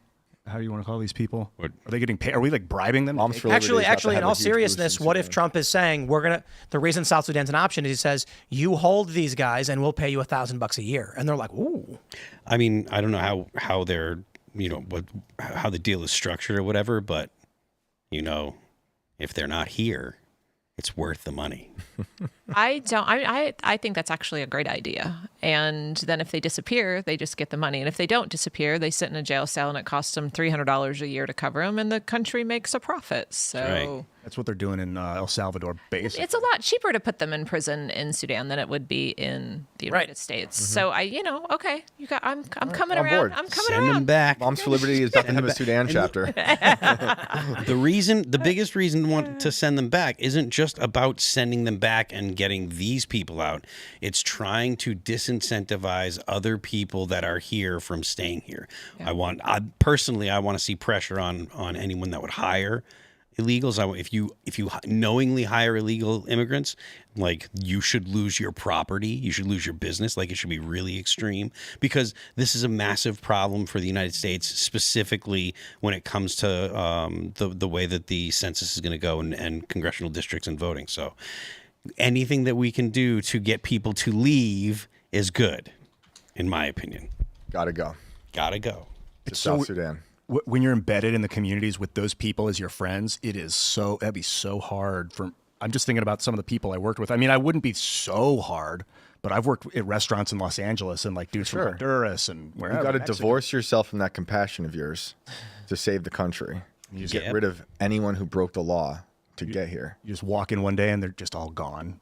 Kind of See like ya. it'll feel like the Soviet Union, but They it's said not. there's It's a like path it's a back. Like, rapture. If they sign up right now, I think Illegals. I heard on the news this morning, if they register with the government right now and go back, there's a path for them to enter legally. Oh, 100%, And so your friends, Or your South Sudan. fellow friends at your restaurant, I mean, they need to go home and do it right. And I think there's nothing wrong with that. Nope. And most of America agrees. Like, I mean, Trump has still, even after having, like, the news covering fights over immigration and stuff, the American people didn't change their opinion about deportations. Like, there are a few places where it got heated and there was some protests because, well, it's protest season and they ain't got nothing else to do. But for the most part, the American people are still on board. It's still 2/3 of Americans want to see actual deportations. It's not just want to fix the border. It's fix the border and deport. Why is it so different from 2017 and 2018 when, I mean, the media was just, there was no support for any deportations or the wall, if you recall. All of the news was about cages, kids in cages, separating families, and it was dominating in the mainstream media and everywhere. And some of it was, I mean, they were down there filming, crying, all the things. We're not seeing, it's happening, but we're not seeing it in the mainstream news Because now. the world was a totally different place before 2020. Yeah. 2020 and COVID and the Summer of Love changed America in ways that I don't think we are ready. We can even see yet. And they also changed their tune, the media, on deportations, because they chose to not report on it, really, for Obama, who was the deporter in chief. And then when Trump came down, he was like the bad guy who didn't even build the cages. Those are the last guy's cages, right? So they just chose not to make it a thing. But they really hung it around him, and I mean, yeah. I remember most of America did not support Because they had it to, at all, they but had now to they attach, are. They had to attach him to being racist. because of the whole Mexican thing and all that stuff. So it was like their way of, conflating those and turning him to an evil guy. The Venezuelan gangs that took over that town, and It didn't help. that was like a flashpoint that woke so many people up because it was huge global news. And then people in the news kind of pretend like it wasn't happening. And other people are like, yo, I live here. Not only that, but stuff like when J.D. Vance was talking about it, and it was the I Don't Really Care Margaret interview, I believe, but when he said, look, the proper number of apartment buildings to be taken over by Tren de Aragua is 0. That's the acceptable number. Any other number is unacceptable. Let's jump to this story. We got this from the Daily Mail. Joe Scarborough defends Donald Trump. Weasel. That's right, ladies and gentlemen. They say MSNBC host and notorious Trump basher Joe Scarborough stunningly defended the president's bombing of Iran over the weekend, saying Hillary Clinton and several previous presidents would have all done the same. He's not wrong about that. Morning Joe host's surprising take came as discourse swirled about Trump's strike on fortified uranium enrichment facilities and blah, blah, blah. We get it. Look, I have no problem saying I called it, but so did everyone else. When Trump launched Tomahawk missile strikes in Syria, the media called him presidential. We knew if Trump launches a strike on Iran, the media is going to scream and clap and cheer. And here they are, or at least here's Joe. And you know what one of the big reasons is? One, they're all deep state warmongers. But their views go up. They can see when there's war. They look at their metrics and they're like, war is good because war scares people. And then people watch the news. Yep.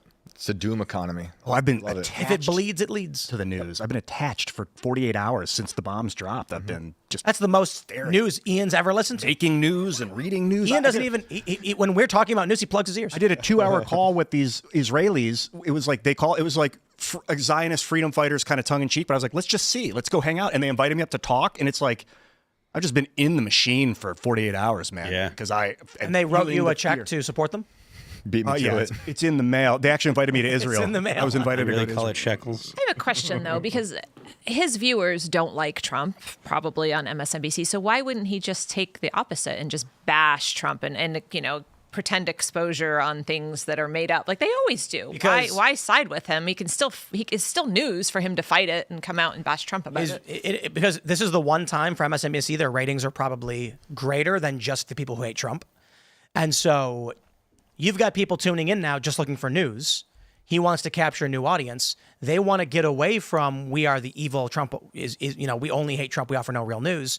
But more importantly, they want to encourage Trump to do more. Trump is a sucker for people kissing his ass. So when Trump turns on Scarborough and sees everybody cheering for him, he's going to be like, yeah. And they're hoping he does more. Because I tell you this, the MSNBC producers are sitting there. I was very crass on X when I posted about it, so I won't do that here. But let's just say they're excited, in a matter of speaking, when they see those numbers.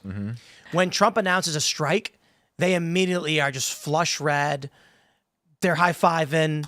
They're whipping out the blow. They're having a good time. And they tell Joe, this is a good thing. Tell him to do more. Why? Because our ratings are 2X. I think it's partly because he wants to impress Mika Brzezinski, whose father was Big Nev Brzezinski from the Council on Foreign Relations. So he's just showing off What did he do? His warmonger cred for Mika to get her warmed up. Who did he fund?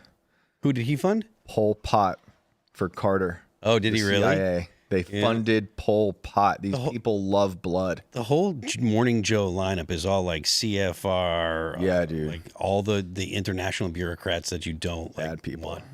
Pol Pot. Pol Pot. Can you explain? He was a genocidal maniac who shot a lot of people. Like the Khmer Rouge was. He killed 20% of the population of Cambodia. And they like marched people and had them die on the trail and All stuff. kinds of millions. ways. And I don't know if there's any particular horrible trail of tears or anything, but it was there was 8 million people in the country and he killed 2 million of them. And you say Mika's father funded this guy? He was like a Carter guy. I forget what his title was, but they helped fund it to inflate it for some narrative they were spinning. I forget exactly what that was.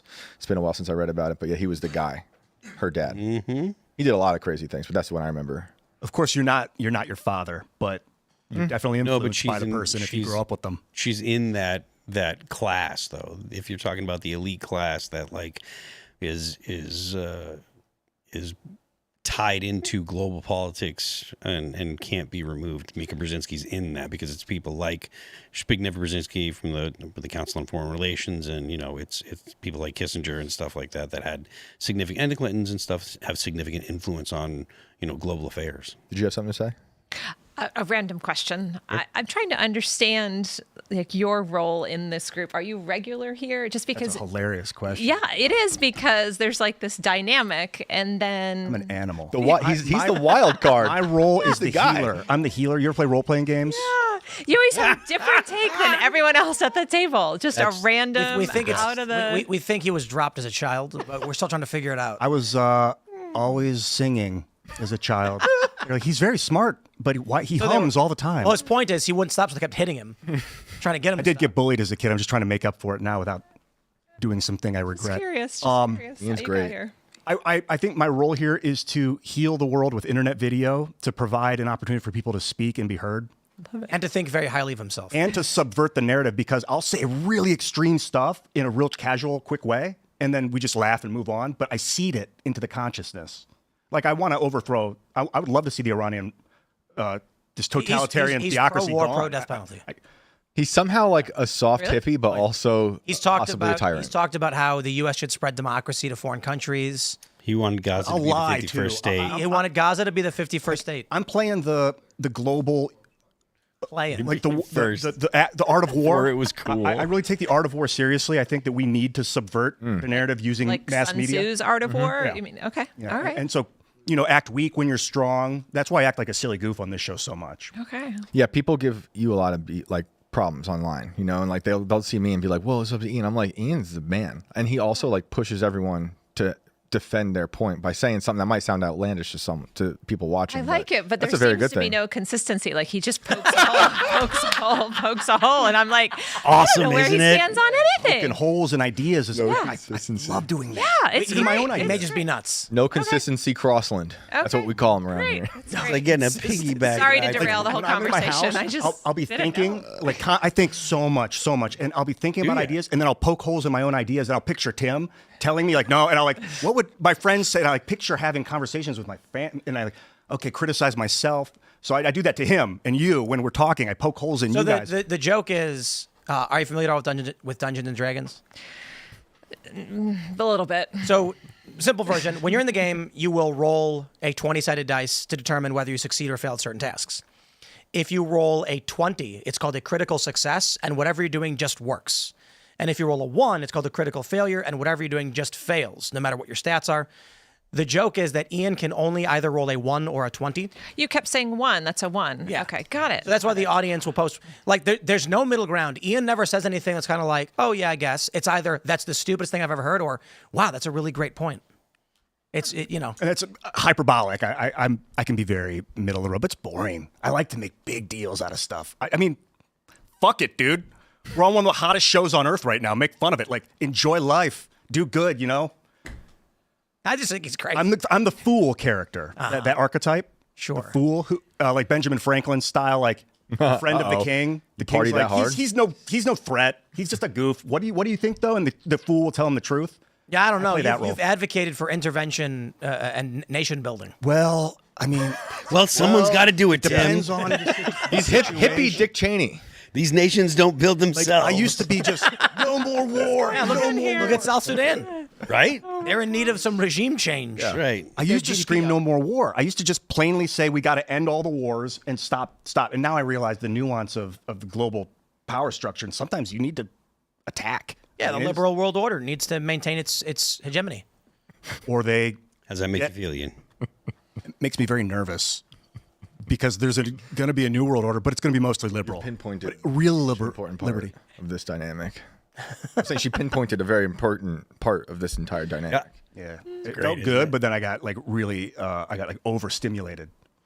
I'm sorry for derailing. Too much the show. sugar. It's funny because the chat is always ragging on him, but in real life, everyone I meet loves him.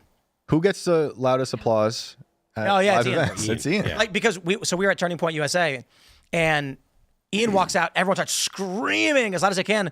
And then as we're leaving the show, Ian turns on and falls off the stage 5 feet and splatters on the ground. I was totally fine. Is that on accident? No, or on I didn't see purpose? the hole. It was on He accident. bounced yeah. right Oh, back because the up. way the stage was, it was like a straight path and then it Yeah. split. So Ian was walking backwards and turned to wave and just went straight off. It was divine providence. It was loud. I was like in the moment. I started making YouTube videos in 2006, and I was like, what would Jesus do with this technology? Oh my God. So I was able to clear my mind by being honest on the internet, because once you're honest, you don't get distracted by your secrets, and you don't have secrets anymore to get distracted by. And then you're very aware of your surroundings. So when I fell off the stage, Man. I was like, it was in slow motion, and I could move and land on my And foot. you were okay. Yeah. Did everybody see you fall or just the backstage? Oh, no, people everybody. said- The whole Everybody place, was on everyone stage. live streaming, everyone, like millions Oh of my people. goodness. Well, yeah. But when Ian comes out, Okay. the crowd goes nuts. Absolutely. And I think it's because people largely view him as like a wild card. That his whether intentionally or not, whatever it is he's claiming, like he's saying he's doing it on purpose, I don't know that he is, but it's okay because it's a curveball all the time, and that's kind of the point. Okay, well, I'm just going to make it. I'm going to make it loud and clear that I think you're fantastic. If you have that big of a following, I do not want to cross you. My last name's Crossland. I like to listen. Listening is such a powerful tool. Let's talk about parents. We got this from the Post Millennial. Parents' rights group files Title IX complaint against Smith College for allowing trans-identified males into women's-only school. Quote, ironically, in what appears to be yet another exercise in sex discrimination, Smith admits natal men who identify as women, but do not admit natal women who identify as men. Wow, wait, what? Really? That's hilarious. So, there's a restaurant that I think is absolutely fantastic. It's called Founding Farmers. There's a bunch of them. You guys ever been there? It is, holy crap, there's one in Reston in Loudoun County. So you know it's going to be, putting on the Ritz, right? When you're walking into this shopping district, they have like these gigantic LED screens of an aquarium. It's nuts. And then you walk into this place and there's Saturday, Sunday brunch. It is amazing. And they sell this bourbon barrel aged maple syrup. I love this place. And I went there this weekend and one of the servers walked up and said, I'm a huge fan, man. And I was like, wow, thank you very much. And then when I went to the bathroom doors says M&W in mind, body, and spirit. And I was like, okay, that's kind of weird and creepy. And I wonder if they have to do it because of the district, because it's Virginia. Right. So they just put it up. Right. But these are shared bathrooms.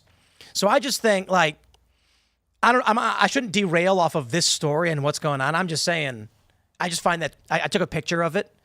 It is very strange. And as a dude, I don't really care if a woman walks into the bathroom when I'm like dropping a deuce. It's like, the problem's hers, not mine. But if you're a woman, I can understand if like some dude walks in, you're going to be upset. I'm not using that bathroom. Like, I will hold it for days before I'll walk into that bathroom, unless I have somebody to guard it and make sure nobody else walks in while I'm in there. Then some dude's going to walk in and be like, excuse me, ma'am. And she's going to be like, someone's in there and just be like, yeah, well, and they're going to push him out of the way and go in there. And it's going to cause a scene. Okay, then I guess I just hold it for days. That's crazy. Hey, look, man. All the options are on the table. Is this your organization, Tia? No, this is Defending Ed, good friends of ours. Nikki Neely, their president over there, and she works very closely with Moms for Liberty. But the Smith College or university up there, Smith College is one of the largest women's universities in the country. Yep.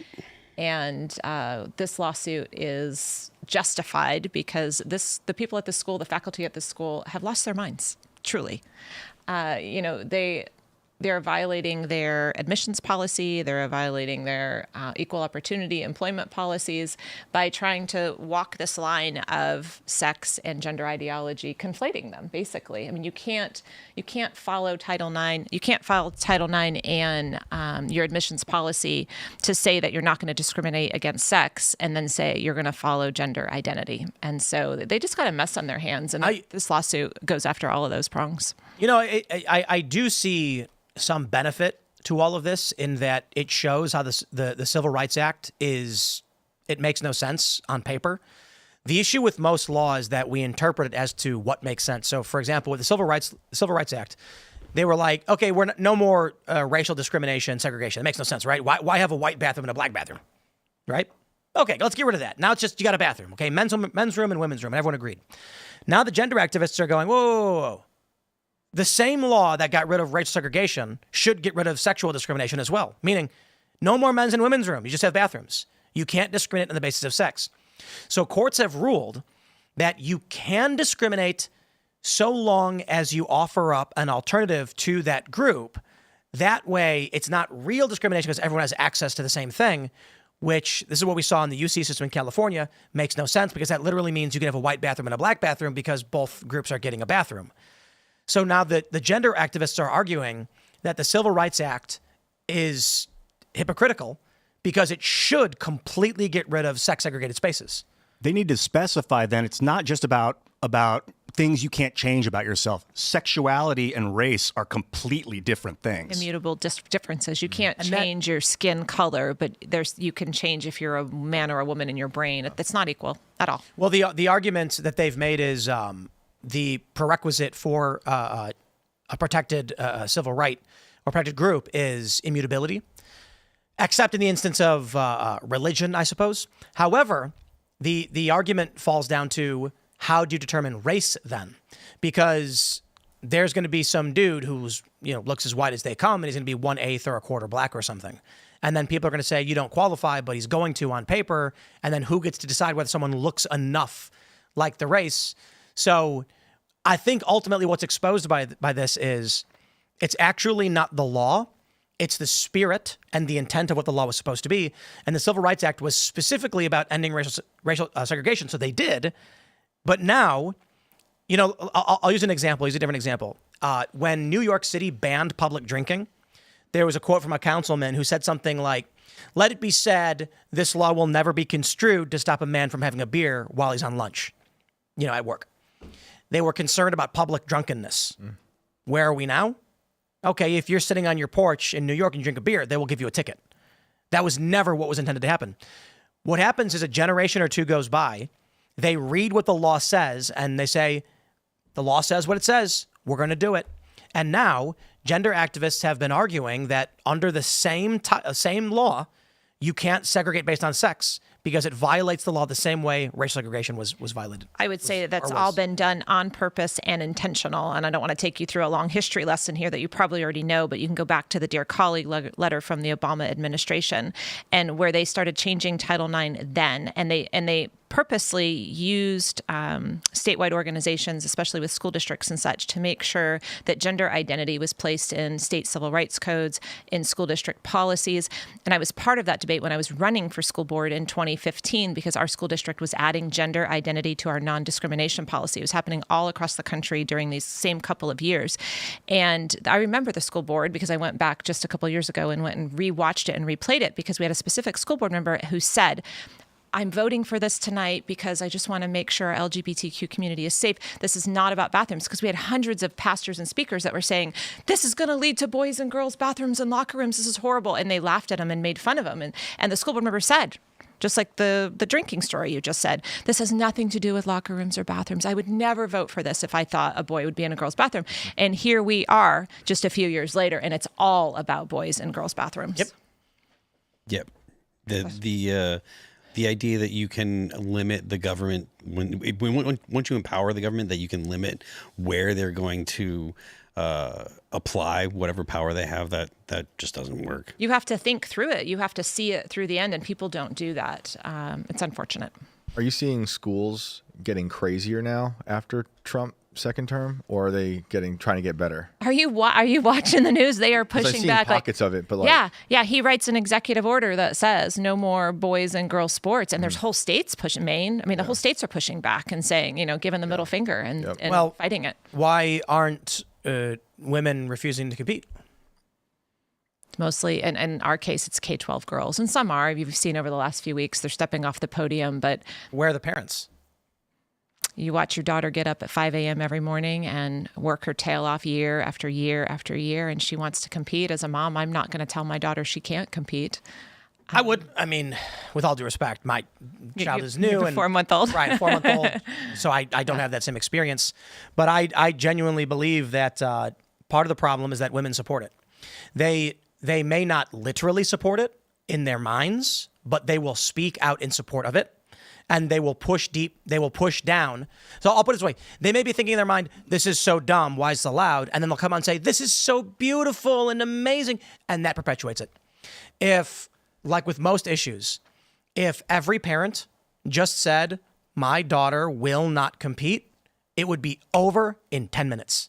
But every parent won't, because there are parents that don't want to be shamed, don't want to be bullied, don't want to be attacked, and their children are following in their footsteps. But I think courage is bringing on more courage. We're seeing more and more girls step up or step off the podium for the award ceremony, and I think that's going to continue. And Moms for Liberty is going to be in this fight the entire way. We have filed numerous lawsuits. We've started collecting. So one of the executive orders was that the Department of Education put a portal on their website, so some of these complaints could be filed there. And then there was a federal injunction that they had to take it down. And so what we've started doing is collecting them on our own so that we can submit them as a whole without the portal that's got the injunction against it. And we've collected over 150 claims so far. To answer your question, is it still going on? Yeah, and that's only been pushed out to our chapter leaders. We haven't even opened it up nationwide yet. I'm imagining we'll have thousands the minute we do. Like, I imagine it's going to get worse because they're trying to rebel against Trump, right? Like, I taught at a college for many, many years, and every semester they would get more deranged. How much do you think, to Shane's point, how much is it true belief in what they're talking about, and how much of it is just, I'm mad at Trump because Trump's my dad, and I'm mad at dad. Like, because there's got to be a significant portion of people that will just push back because it's the right, because it's Trump, without putting any thought into the actual issues at hand. Do you? Well, we know from polling, all kinds of polling from all different organizations, this is polling about 80%. So 80% of America does not want boys and girls sports. And yet you've got whole states that are pushing back against that, entire universities, entire school districts. And so that would tell me that those in power are playing a political game. Yeah, it's not like all the students at the college are deciding it. It's the administration and who's running the administration making that decision. Yeah, colleges, I'm not as familiar with because we don't really dive into that a ton, but I see what I see on the news just like you guys do. There's an awful lot of radical liberals on our campuses right now. The reason I feel so hopeful, and I am in an echo chamber in a bubble, but is Riley Gaines. It's people like Riley Gaines that are like, this girl is like a movie star. Like she appeared like a hero in a movie and just is like fitting this position inevitably. Simone Biles deleted her X account. She had like 2 million followers. Isn't that fabulous? I mean, not that she deleted her X account, who cares, but that she backed down and ran away. Yeah, truth spoken to her and once called out on it. Well, it's an 80-20 issue. When you look at the Pew research on every metric, support for transgenders has declined, and I would call it like opposition to these movement has been increasing, even among Democrats, every demographic. And then it was very strange for Simone Biles to come out insulting wrongly Riley Gaines, accusing her of being 5'10", which was really weird. Like, this is the problem with the cult, okay? Dave Portnoy met up with, was it Steve Ducey, I think, on Fox and Friends? And you know what they did? He stood side by side with Ducey. And he was like, this is what they do. They call me short. Watch this. Stand there. How tall are you, Ducey? He's like 5'10", 5'11". Like, watch, they stand next to each other in the same height. And he's like, they're all trying to claim that I'm short because that's what they do. And he's right. It's what they do. Activists go online and they say Ben Shapiro is short. Ben Shapiro's not short. I think he's like 5'8". So technically slightly below average or whatever. Short. But 5'9" is the average. So Ben being 5'8" is only technically short. You'd meet him and you go, oh, he's actually like not short. They claim that I'm short, and then people are like, "Oh, I thought you were short." I'm like, I'm like 5'10", 5'11"-ish. When they watch this videos of me skating, they're like, "Tim actually looks very big," and they also claim, in the inverse, Riley Gaines is massive and manly and masculine, and she should have won. They do this because they want to create in the minds of cultists. In the case of Riley Gaines, she's just as big as Leah Thomas. That's why they tied. And then in reality, you're like, Riley Gaines is 5'5"? Something like that, 5'5". But that's why Simone genuinely believed that Riley was massive, because they intentionally lied to confuse the issue. And Simone is so little, like, Riley does seem gigantic to her, because Simone Biles is like 4'10" or something like that. Wow. She's really small. Simone Biles is very small. Did she delete her account because she was ashamed that she'd been spouting the misinformation? 4'8". I doubt it. Whoa. Is it 4'8", that little? 4'8". So, like Riley's almost a foot taller than her. 5'8", 5'10", 6 foot. It's all the same when you're 48, right? Seriously, man. It'd be a cool culture war to get those two on. Wow. I haven't really been following the drama with them. What exactly happened? I didn't see it at all. Twitter beef. She told Riley to pick on someone her own size, which ironically would be a man. Oh, okay. And that's the point. Riley Gaines is 5'5". She's average woman height. But Simone is probably told by all these activists she's this massive woman who's mad that she tied to a man who was the same size as her. But then she doubled down and was supporting men and women's sports. And so everybody started piling on and said, as a female athlete, how can you do this? And so I don't know why she ultimately shut her account down, but Because it's an 80-20 issue, and she was probably, her Q rating was shattering. Trump won the popular vote. And the most effective thing, according to, I think, like the New York Times and Wall Street Journal, they ran this. Trump's gender advertising, when they said Kamala is for they, them, Trump is for you, was one of the most effective ad campaigns that the Trump supporters ran. Simone Biles comes out on the other side of an 80-20 issue. Her phone was probably lit up with people saying, you're wrong, you're wrong, you're wrong. And then the worst thing was she had an AI-generated apology. At least I think it's reasonable to conclude it was AI. It used the what is it called? The brackets? Not the brackets, the dashes, M dashes. Yeah, okay. No one writing something online uses M dashes. I do. What's M dashes? It's when I love it's M dashes. the long dash You between the never words. see it. You never see it. It's dash? when A longer dash. Instead of using a colon or a semicolon, you break up the subject or whatever with a long dash. Nobody does that. AI does that. So when she published this, people were like, a PR firm used ChatGPT to generate an apology and posted it, and then everyone attacked her like crazy. Made things worse. And you know what probably happened? She probably then went to an actual PR firm, and they said, stop pouring gas on the fire. Delete your account. I feel like that's more gas. She could turn it back on. You don't think so? Instead of Well, just walking away and not doing anything. Technically, you're right, but I think she probably got rid of it because her phone was just constantly going. Blowing up. You got to deactivate. You can't use it anymore. With the sports thing, with the men and women's sports, I think there's two things that are happening at once. There's the fairness of it, like having a 6-foot dude that is taking chemicals and wearing a wig and just beating on a girl or blowing past her in the pool. Obviously, is bizarre in some ways to a lot of people. That's happening. But then there's the whole trans thing that happened over the last 10 years, like Chloe Cole. When she was, I think, 14, she transitioned to a boy, had her breasts removed, and then she woke up and realized, what the fuck what have these people told me? What have these doctors done to me? And now she travels the world explaining what she's gone through, and all these kids are waking up and realizing they're okay. You are you. As I was explaining earlier about my daughter, who a burp was the worst experience she's ever had because she's a baby. A 14-year-old is also limited in their experiences and don't understand. That's why we protect children. I took it for granted, man. I had Mr. Rogers, and he would tell me stuff that my parents had told me. You're okay, just who you are. That's okay. And I just took it for granted that I thought everyone was told that. Yeah, but now, I'm really, really freaked out and disgusted by Coco Melon and Miss Rachel and stuff like this. It is nightmare dystopia level stuff. I mean, I feel like if you went back 20 years and not maybe 30, go to the 90s, go to the early 90s and make a film where in the future, when a baby cries, the parent takes a stone, scrying stone, and puts it in front of the baby and presses play, and a woman just stares at her and goes, oh, woo. They'd be like, this is a nightmare. What is going on? And it's like, in the year 2025, parents no longer look at their kids. The machine teaches your children. And then it's not just Coco Melon and Miss Rachel. A lot of this kids programming is deranged. Like, now we can talk about Elsa Gate and all the really weird stuff, but even the general kid stuff where it's like counting and it's some like fat, disgusting guy who's like barking and making strange sounds and then like hitting things with hammers. I'm like, parents are putting this in front of their kids. Their brains will be turned to jello. It's crazy to me that there's popular channels for kids to watch other kids open up toys and play with them. Yep. That is so crazy. And they're like millions and millions of views. They're huge. It's because parents don't want to watch their kids. Yeah, they've outsourced it to everything, public schools to YouTube. Well, this happened today as well. My daughter started crying because she wanted to watch The Five. She wanted, Yeah. and she found out that Gene Shapiro's not on anymore, right? Gene Shapiro? Judge Janine. Judge Shapiro. Judge Janine. She's not on anymore, and your daughter's No, freaking out, right? she loves Gutfeld. Oh, Gutfeld, okay. And so she's crying.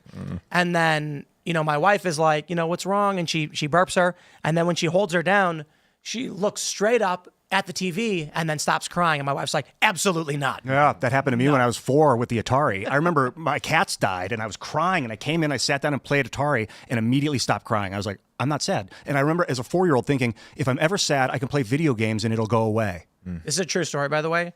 When Jesse Waters is on the screen, my daughter cries.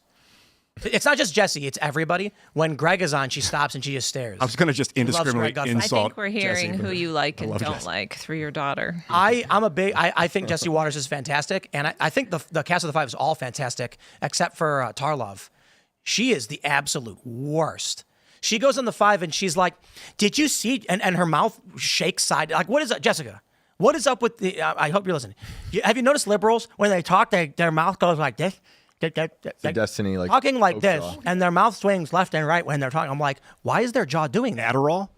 It's called meth mouth. It's Adderall. I don't know if she does that. But anyway, I digress. I'm not trying to rag on her for the way her mouth moves. She says, Donald Trump's polling is now minus 16. It's so awful. And I'm like, every single day, the first thing we do is I pull up the aggregate of polling ratings for Trump on all of the issues as well as Congress, and I check those every day. Trump's actually been doing fairly well, slightly down. When you track across all polls, he's gone down a little bit across all the metrics, but he's chilling slightly below the margin of error, maybe around like -4 in aggregate. It's hard to know.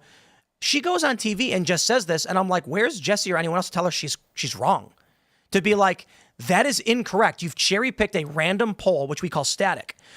These people, these liberals, will wait until one poll gives a swing result and then go, oh, look how bad Trump is doing. And then if you actually track all the polls, you're like, Trump's down 0.3? It's like not even that big a They deal. should make an AI that is like an overlay on news that is constantly criticizing the newscaster and saying, this is right, this is wrong. This You is can't right, trust the AI. Yeah, That's like asking fact checkers. Be an open. That's true too, but like an open source product that you could apply to your Roku or something. You could definitely use it as a tool. You get but that by still- watching streamers on Twitch. And as we just mentioned earlier, current versions of ChatGPT and Grok does this way worse. They make things up. 100%. The crazy thing is Grok makes fake URLs. I haven't seen that. Yeah. I asked it for a news story and it said, here's a story about this thing. And it gave me a link and I clicked it and it said, cannot find this story. So it looks like it's been deleted. But Grok was telling me a story happened that never happened using a fake link to a real website. Didn't crazy. did Elon say some mean things to Grok this weekend or something? Grok said that the right is more violent than the left. And he responded, that's objectively false. We're going to fix it. It is objectively false. Oh, that's good. So what happens is the right is not organized. The right doesn't understand why protests are important. Protests are important for one reason. When a liberal opens their app and they see 500 people protesting and they're told the whole world has risen up, their brain sees a massive crowd and goes, wow, it's everyone. And then it's this tiny little group. They think they are the majority because they see a group of people on the screen. So when the right doesn't protest and doesn't organize, people on the left don't see this and they just think, but nobody supports the right. It's always the left. I think you can take that further, and elected officials will vote one way or another depending on the amount of people they see rise up or on social media. How many postcards they get? Yeah, well, I mean, I saw that. I served on school board 2016 to 2020 after Parkland, and we were just 2 districts north of that, and we were voting on arming staff to protect schools. And for weeks, Moms Demand Action came in, and Red for Ed came in their red shirts, thousands of them, all the things, laying on the ground, tombstones, ketchup on them, or killing them because we wanted armed security in our schools. But we stood as an entire board and superintendent, who he was a Democrat. We had I think a Democrat on the board, an independent, something like that, a mix of people, mostly conservative, but others too. And we stood in a press conference publicly and said we were going to support arming staff. Period. End of story. We're going to vote on this. We're bringing it, for debate in one meeting, and we're going to vote on the next meeting. After about 6 weeks of Moms Demand Action and Red for Ed showing up in their red shirts, last man standing was me, the only one that voted for it on the night, because of all the theatrics, because of all the protests. I live in a 60% red community that absolutely supported it, but they didn't come out to speak or to show up. Yep. Oh, because they were intimidated? You think it was I don't intimidation? think they were intimidated. I think they were emotionally swayed. I watched it happen one by one. wow, It that's just even worse. cave. Well, I don't know what's worse, actually. I didn't and if expect you that to be swayed. to be honest, you know, I never want to give anybody credit for starting Moms for Liberty, but I experienced that and I saw that. Right. And so when I wanted to create a group to represent conservative values, to be impactful in school and in policies that affect children and families and parental rights, you know, what am I going to do? Well, we're going to have blue shirts. We're not going to have red shirts. Yeah. Well, we're going to do the same type of thing because there's no counter pushback. There's nobody else protesting from our side because we David don't do Hogg that. show up? David Hogg went after me on Twitter at the time nice. a ton during that time period. Yeah. All right, we're going to go to your chats, my friends. So smash that like button, share the show with everyone you know, and turn up the knob and rip it off. We're going to go to that uncensored show at 10 p.m. on rumble.com/Timcast IRL. But for now, we will read what y'all have to say. Kimmy Hunt says, I've been a Timcast member from the beginning. I'm battling cancer and need your help. Could you please share I'm a boomer and share you all the time? Thank you. GiveSendGo.com/Kimmy Guy, G-U-I. I'm sorry to hear it. I hope everything goes well. I wish you the best. Best of luck. That's GiveSendGo.com/Kimmy Guy. Thanks, Kimmy. Have your endocrine system will relax. Let your alkalines, your lymphatic system. You'll be okay.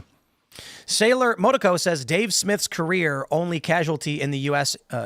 Iran war. Dave Smith's career is the only casualty in the war. Is that what they're Oh, saying? I see. Dave Smith's career. Dave Smith only, is a North Star. I can't speak for him, but he's been principled and direct and honest and this essentially saying the same things for at least 5 years since I've ever known him. I've never seen him oscillate. He learns new information and integrates it, but the guy's about as legit of a speaker as you can have. So I don't quite understand that. All right. Barry N. McGrowan says those 72 virgins must be getting old by now. They all must be in nursing homes by now. It's 72-year-old virgins. Oh. Let's go. I think Family Guy made the joke that they were all male nerds. Yeah. The guy goes to heaven and it's a bunch of dorky guys being like, we're playing Dungeons and Dragons. Yeah, exactly. D&D everywhere. D&D everywhere. Sheergall says, can you add a sneak attack counter for the entertainment to the chat? It wasn't a sneak attack. Trump did launch, I disagree in a sense. I guess it's fair to say negotiations ended and Trump said he may or may not do it. So that's technically not a sneak attack. If he had said, we're not going to strike, let's get back to the negotiating table and then did it. So it's half. What? Oh, I think it was a full-on sneak attack. They sent He said he might strike bombers out west to get him off the trail. And That's not a sneak though. That's a decoy. Oh, not necessarily. So sneak attack, it's a deceptive attack. However you want to call it. I mean, it's Sneak attack implying it was done in secret to deceive them. He told them. They don't see it. He said, I may or may not do it. I will make a decision within 2 weeks. And then he did it. He also gave them 60 days and started attacking after this on the 61st day. And he'd also been saying that Iran can't have a nuclear weapon since like 2011. So it's not really a shock. There was warning. There were signs. All right. Pinochet says, Tim, you asked what determines what sends someone to South Sudan. You need to understand what someone did to have to be sent to South Sudan and then shown the door. I imagine it's bad. It's Flying says, Trump's greatest gift is to make people realize that they have to talk to one another. I don't know. I got friends who are liberals and they are going cult. Dude, it's like a lot of my friends are soothing, and there's a few of my friends that are like, it's getting, I don't know. I haven't seen them in so long. Like the conversations become so, I don't want to manifest this whole, I don't want to make it worse than it could be, because it could be great. But I feel what you're saying. Pinochet says, the people sent to South Sudan are guilty of heinous crimes where they are from, as well as what they did here. Most already served time in our jails. They can't stay here in Sudan. They are released. Interesting. I'm going to head out, guys. All right. Oh, Shane Cashman. Shane It was Cashman. so good seeing you, bud. Ian. Love you. Where can everybody find you? You can find me at Shane Cashman everywhere online. The show is Inverted World Live, YouTube, Rumble. The phone lines will be open from 10 to 12 tonight, Monday through Thursday. We'll see you guys there. Thank you for having me. Everyone can call. Everyone can How call. many callers do you get through per night? Depends on how many questions we get through in the story. On average, between You said 5 a and serial 6. killer called in? I mean, it's possible. The guy in Austin? No. Isn't there- Oh, I heard- they're worried about one in New England. Yeah. Really? Yeah. I heard there's a serial killer in Austin who kills gay dudes. Yeah, they find him in the river or river something. there. Yeah. So they think someone's drugging. There was a story where a guy said he went to a bar and he was not a gay guy. Yeah. He got drugged off his drink and someone tried pushing him over, and then Yep. he like was able to get away, or someone stopped it. Someone keeps saving him though. There's someone who was saved out of the river, right? Whoa. Yeah. I don't know. Lindsey Graham, be careful in Austin. What's the topic? Do you have a topic for your the show tonight? I'm going to talk about a giant eyeball falling out of the sky and some UFOs. That giant steel UFO they found. Yeah. Yeah. It might be part of a weather antenna, but we'll find out later. Really? Spoiler alert. Interdimensional Sasquatch. See you guys. All right, see you later, man. Later, man. Nice to meet you. All right. I was talking to Thomas Massey earlier, and I said, because he was like, he doesn't want to vote for the big, beautiful bill. And I was like, yeah, but they got the Short Act and the Hearing Protection Act. And then he was like, he jokingly said, maybe if they repeal the NFA, I'd vote for it or something. And I'm like, do it. I mean, Massey, when Trump calls and says, I want you to vote on the bill, say, repeal the NFA, and I'll do it. yeah, Like, the good outweighs the bad. Come on, let's go. absolutely. That was a good interview you guys did today. Oh, 30 minutes on your channel? Yeah, just talking Massey. about Massey. I love that. So good. Yeah. Very familiar. Think he would? You think he'd compromise on it if he could get the NFA Repealing repealed? the NFA is so big, man. I don't know if he actually would, but do you know what the NFA is? National Firearms Act. Yes. Yeah, Vaguely familiar. it should be repealed. Makes no sense. There was a photo of an ICE officer with a rifle and had a suppressor on it, Yeah, and all these liberals were like, why does an ICE agent need a silencer? There's only one reason, because they literally don't know anything about guns. It's like, guys, it's not going to go pew, pew, pew. It's going to go bang, bang, bang, but it will be safer for everybody. But they don't get it. They watch too many movies. I posted that picture and I was like, this is just safety equipment. It got like 1 million Yeah. actions. Disgruntled vet says, my 2 deployments in Iraq, it taught me an important thing. Muslims respect power and see compassion as weakness. P.S. Please make a civil war board. What is that, a civil war board? Board game? What is that? Like, Board game? like an advent calendar An advent calendar. for the countdown to the Civil War. And inside there's like things to make homemade weapons. Things that are happening that are moving us closer to There a you civil go, war, yeah. you would move them in place. Oh, right. Yeah, Tom Bilyeu said when a nation's, debt to GDP ratio Yeah, gets to get 130, 130. and we're at like 122, and it's rapidly Aren't we at 128? 128, is it? I don't know. I think He says that's when they collapse or what? that's when civil war usually breaks out. In a He's country. actually probably talking. We're at 123. Yeah, you were right. He's 123. he's talking about something that Ray Dalio probably said. We desperately need to resolve this economic system, but I think it's Well, a foolish- there's other concern that the Pentagon warned of an Iranian cyber attack. Yeah. So, of course, some people are genuinely like, I think Iran's going to hit our grid. Then there are people saying the U.S. is going to intentionally sabotage the grid as a justification for going to war. Oh, didn't they take out a bunch of Iranian Bitcoin? Crypto in general. So do you have your Bitcoin in cold storage off the web yet? Because it might be a good idea. That's the crazy thing about crypto. Get your keys. Like, someone robs a bank and steals all the gold, your money's gone. I got something called a ledger where I can plug it in my computer and get my keys local so they're not on like Binance. I hold a lot of my crypto local. Smart. Technically, it's still online. I just have the keys local. So Yeah. Well, I mean, that's the way that it works. All right. Ready to Rumble says, Tim is delusional thinking Iran can push a button that will cost the U.S. billions. Why haven't they, Tim? You are fake news. You are fake news. No, you're fake news. Who are you, huh? Just Coming point in and here. Call each other names. Why haven't they? Because for the same reason, people who have hostages tend not to shoot them. Because once you get rid of your hostage, you have no leverage. The U.S. actually has real concerns that Iran has infiltrated industrial control systems in the U.S., and we don't know where. The likelihood that every adversarial nation has infiltrated every other nation's industrial control systems, I'd say, is 100%. Much of the industrial control systems that we have in the United States are operating off software from 1970. And so it's a few lines of code that can be easily broken into. They've been, over the past 15 or so years, updating, but we're talking about something like 70,000 facilities across the United States. And so they can shut down water, they can shut down electricity, they can do all those things. Why haven't they yet? It's like asking, what, you really think the U.S. can press a button and fire 12 nuclear warheads? Why haven't they? Why hasn't the U.S. nuked Israel? Nuked Iran. Oh, gosh. But, so the argument then is that the U.S. doesn't have the capability to use nukes because the U.S. has never done it? No. It's because if Iran needs to, they could. Russia could too. And I'll reiterate the whole wiping your Bitcoin to zero tactic is not going after our government's money. It's the American people's money. So protect your assets too.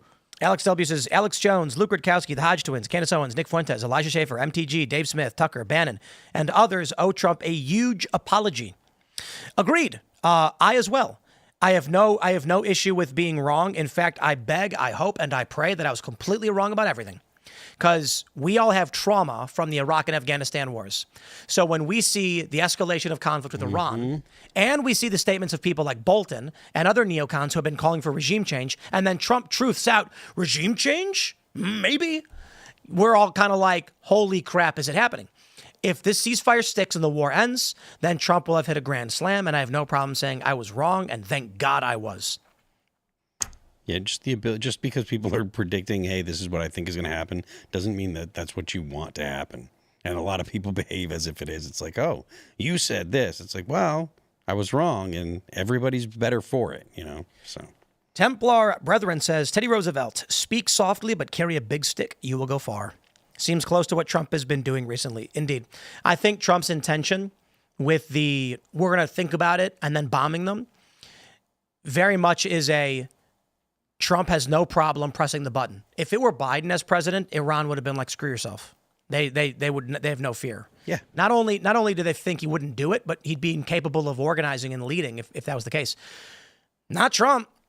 Trump probably called him up afterward and says, you want to play chicken? We'll play chicken, and I'll press the button every time. Who the president is actually matters. Yeah. And that's something that the left doesn't seem to believe. They think that they can, just so long as they can put anyone in that seat and the results will be the same.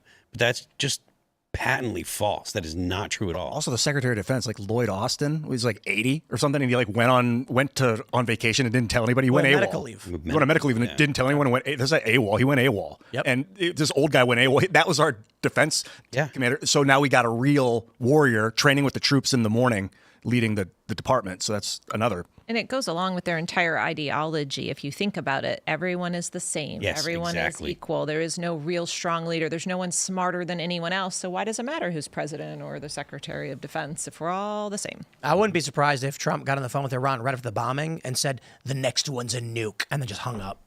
And then they were probably like, because Trump famously said he called Putin and Xi and said, to Putin, if you invade Ukraine, I'll nuke Moscow. And he's like, I don't know if he believed me, maybe 5%, but it's enough. Same thing with Xi and Beijing.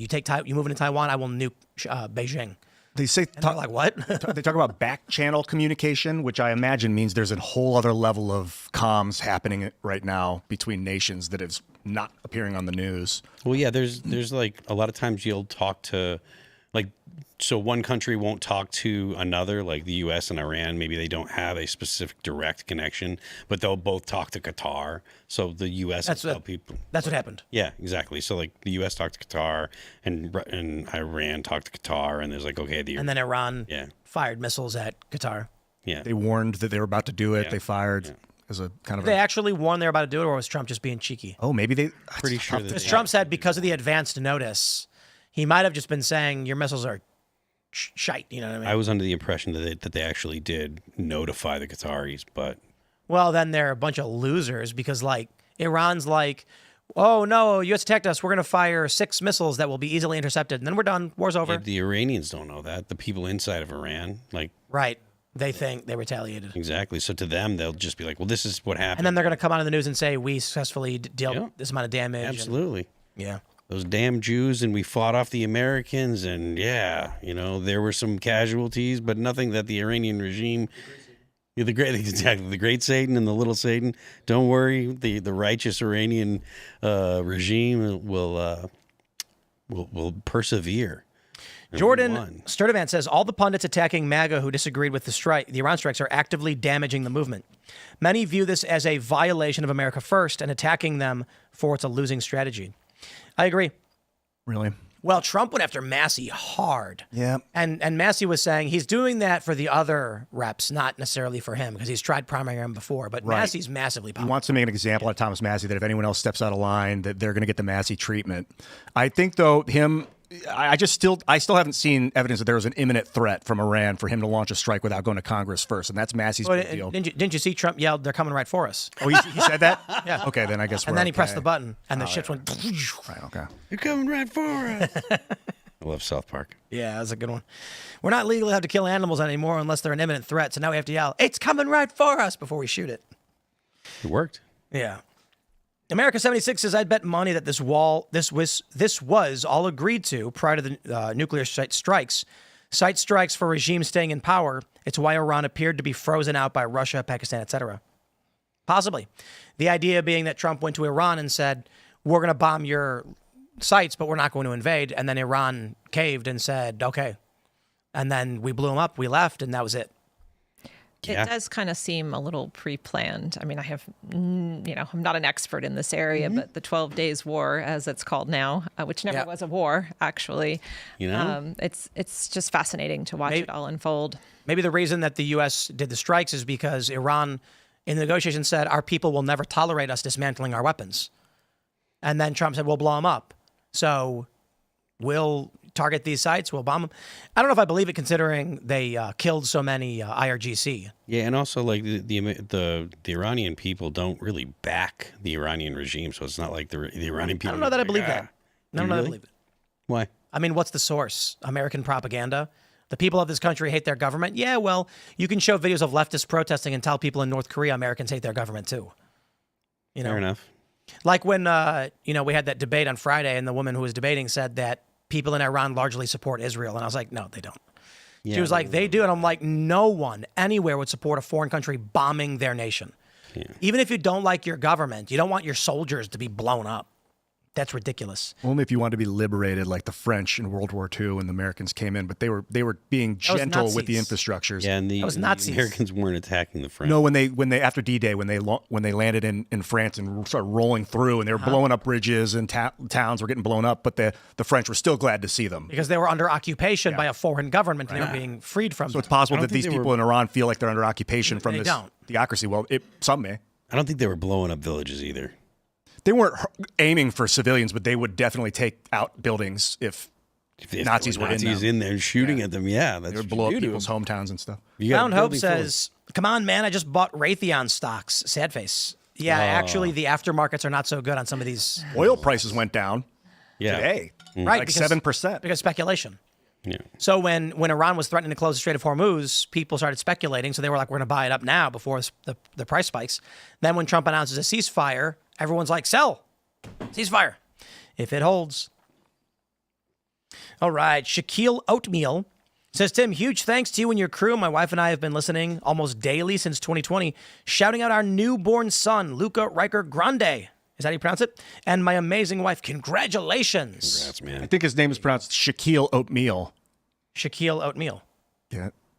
Talking about Oh, you said Shaquille Oatmeal, but I think it's oatmeal. Oh. Like O'Neill. Uh-huh. Yeah, anyway, is. sorry to ruin the joke, guys. Oh. I just hear the same thing. Oh, really? Yeah. Oatmeal and oatmeal? the wrong You have to put the emphasis. accent on the first syllable or the second syllable. the wrong emphasis on the Oatmeal is wrong what you eat, but syllable. oatmeal is like Shaquille. Syllable. He put the wrong emphasis on the wrong syllable. Poking holes again. That's Yep. the Yeah. Some people say pajama. lasers. Some people say pajama. I say pajama. That's right. Pajama. oh my god. You know? Oh, I'd never heard pajama. No, that was new to me. That was actually when I was like 12. I was hanging with my friends, and they were arguing over pajama versus pajama, and they were like half arguing, and they were like, "Which one is it, Tim?" And I didn't want to get in the middle of the argument, so I immediately just went, "Tajama," and everyone's that was. I thought you made that up right now. No, you really have been It's a using 40-year-old joke. Been in your pocket for decades. Decades. It's in on that one. Yep. Pajama. Pajama. Pilgrim says Trump fractured his base bigly. Many have noticed the underlying problem. Our government is all bought and paid for. Midterms gone, 2028 gone, MAGA gone, said. I don't disagree. I don't know for sure, but I agree somewhat in that I think the probability that, I'll put it this way, I think there's a decent probability Trump just lost 3 or 4 points. Libertarian vote's gone. He's going to lose about 1.5, 2 points from that. So 2 days ago, I was like, impeach him. Let's see what happens. Do it. If the impeachment's not good, then it won't go through. Massey said no. And Massey said don't do it today. And I was like, well, okay. But I If he mean, brings Massey back into the fold, will that help his libertarian numbers again? Well, it's more so about what he does that gets Massey in the fold. If Trump just came out and said, you know what, I'm sorry to Thomas Massie, he's a good dude, no.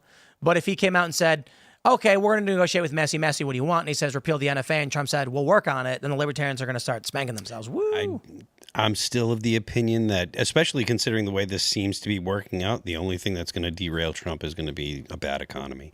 Especially like, because a couple of days ago we were talking about this, and I was hypothetically saying, if this were to go like this, right, like it's just the strikes, we don't invade, there's nothing else, Iran just does, some kind of like wave the white flag or whatever, and it doesn't turn into a big war, then the only thing that's going to be able to take Trump out would be something unforeseen, like a black swan event between now and the midterms, or the economy. That's it. And I'm shocked at how well he's navigated this, to be honest with you. I'm a little surprised that Iran has actually done what everyone kind of hoped they would do. I kind of thought they were a little more crazy, but I don't see this being a problem for MAGA because it doesn't get us into a long, drawn-out war. If the conditions on the ground change, yes, but if it doesn't get us into a war and this is done and over, this is not going to be any different than Soleimani. If this ceasefire holds, Trump is going to be having a victory parade. Yeah. I mean, figuratively, but like, wow. Yeah. To pull off a surgical strike like this, and then that basically shuts the escalation down, and then we don't get a furtherance of the war. Wow. So it'll be massive. My friends, we're going to go to that uncensored portion of the show. We've got a major treat for you all. Only on the uncensored portion. We've got a big announcement. Big announcement. So make sure you go to rumble.com/Timcast IRL and use promo code TIM10 to get Rumble Premium.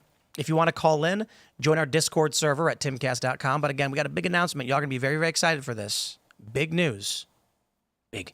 You can follow me on X and Instagram at Timcast. Tina, do you want to shout anything out? Yeah, join us at momsforliberty.org. You can join us. You can start a chapter. You can shop in our store and also get good merchandise. You can follow us on all social medias, moms4liberty, and you can follow me, Tina Descovich, on X. Right on. Thank you for asking me about myself today. That was very nice of you. I mean, I was curious. It derailed the conversation a little bit. yeah, I loved it. I really liked the dynamic. I'm like Doc Brown at the end of Back to the Future 3, where you don't need rails anymore. That's why I'm so derailed. I'm just floating through the atmosphere, man. So people don't need to follow on social media. They can just close their eyes. You'll see me in your dreams. Where are you at, Ian? I'm right here, baby. But follow me at Ian Crossland. It's my name. Follow me all over the place. Hit me on Twitter, man. Super fun. I am Phil That Remains on Twix. I'm Phil That Remains official on Instagram. The band is All That Remains. You can check out our new record. It's entitled Anti-Fragile. You can find it on YouTube, Apple Music, Amazon Music, Spotify, Pandora, and Deezer. Don't forget the left lane is for crime. We will see you all over at rumble.com/Timcast IRL with a very big announcement. You guys don't want to miss this one. Uncensored only. And we'll see you all there.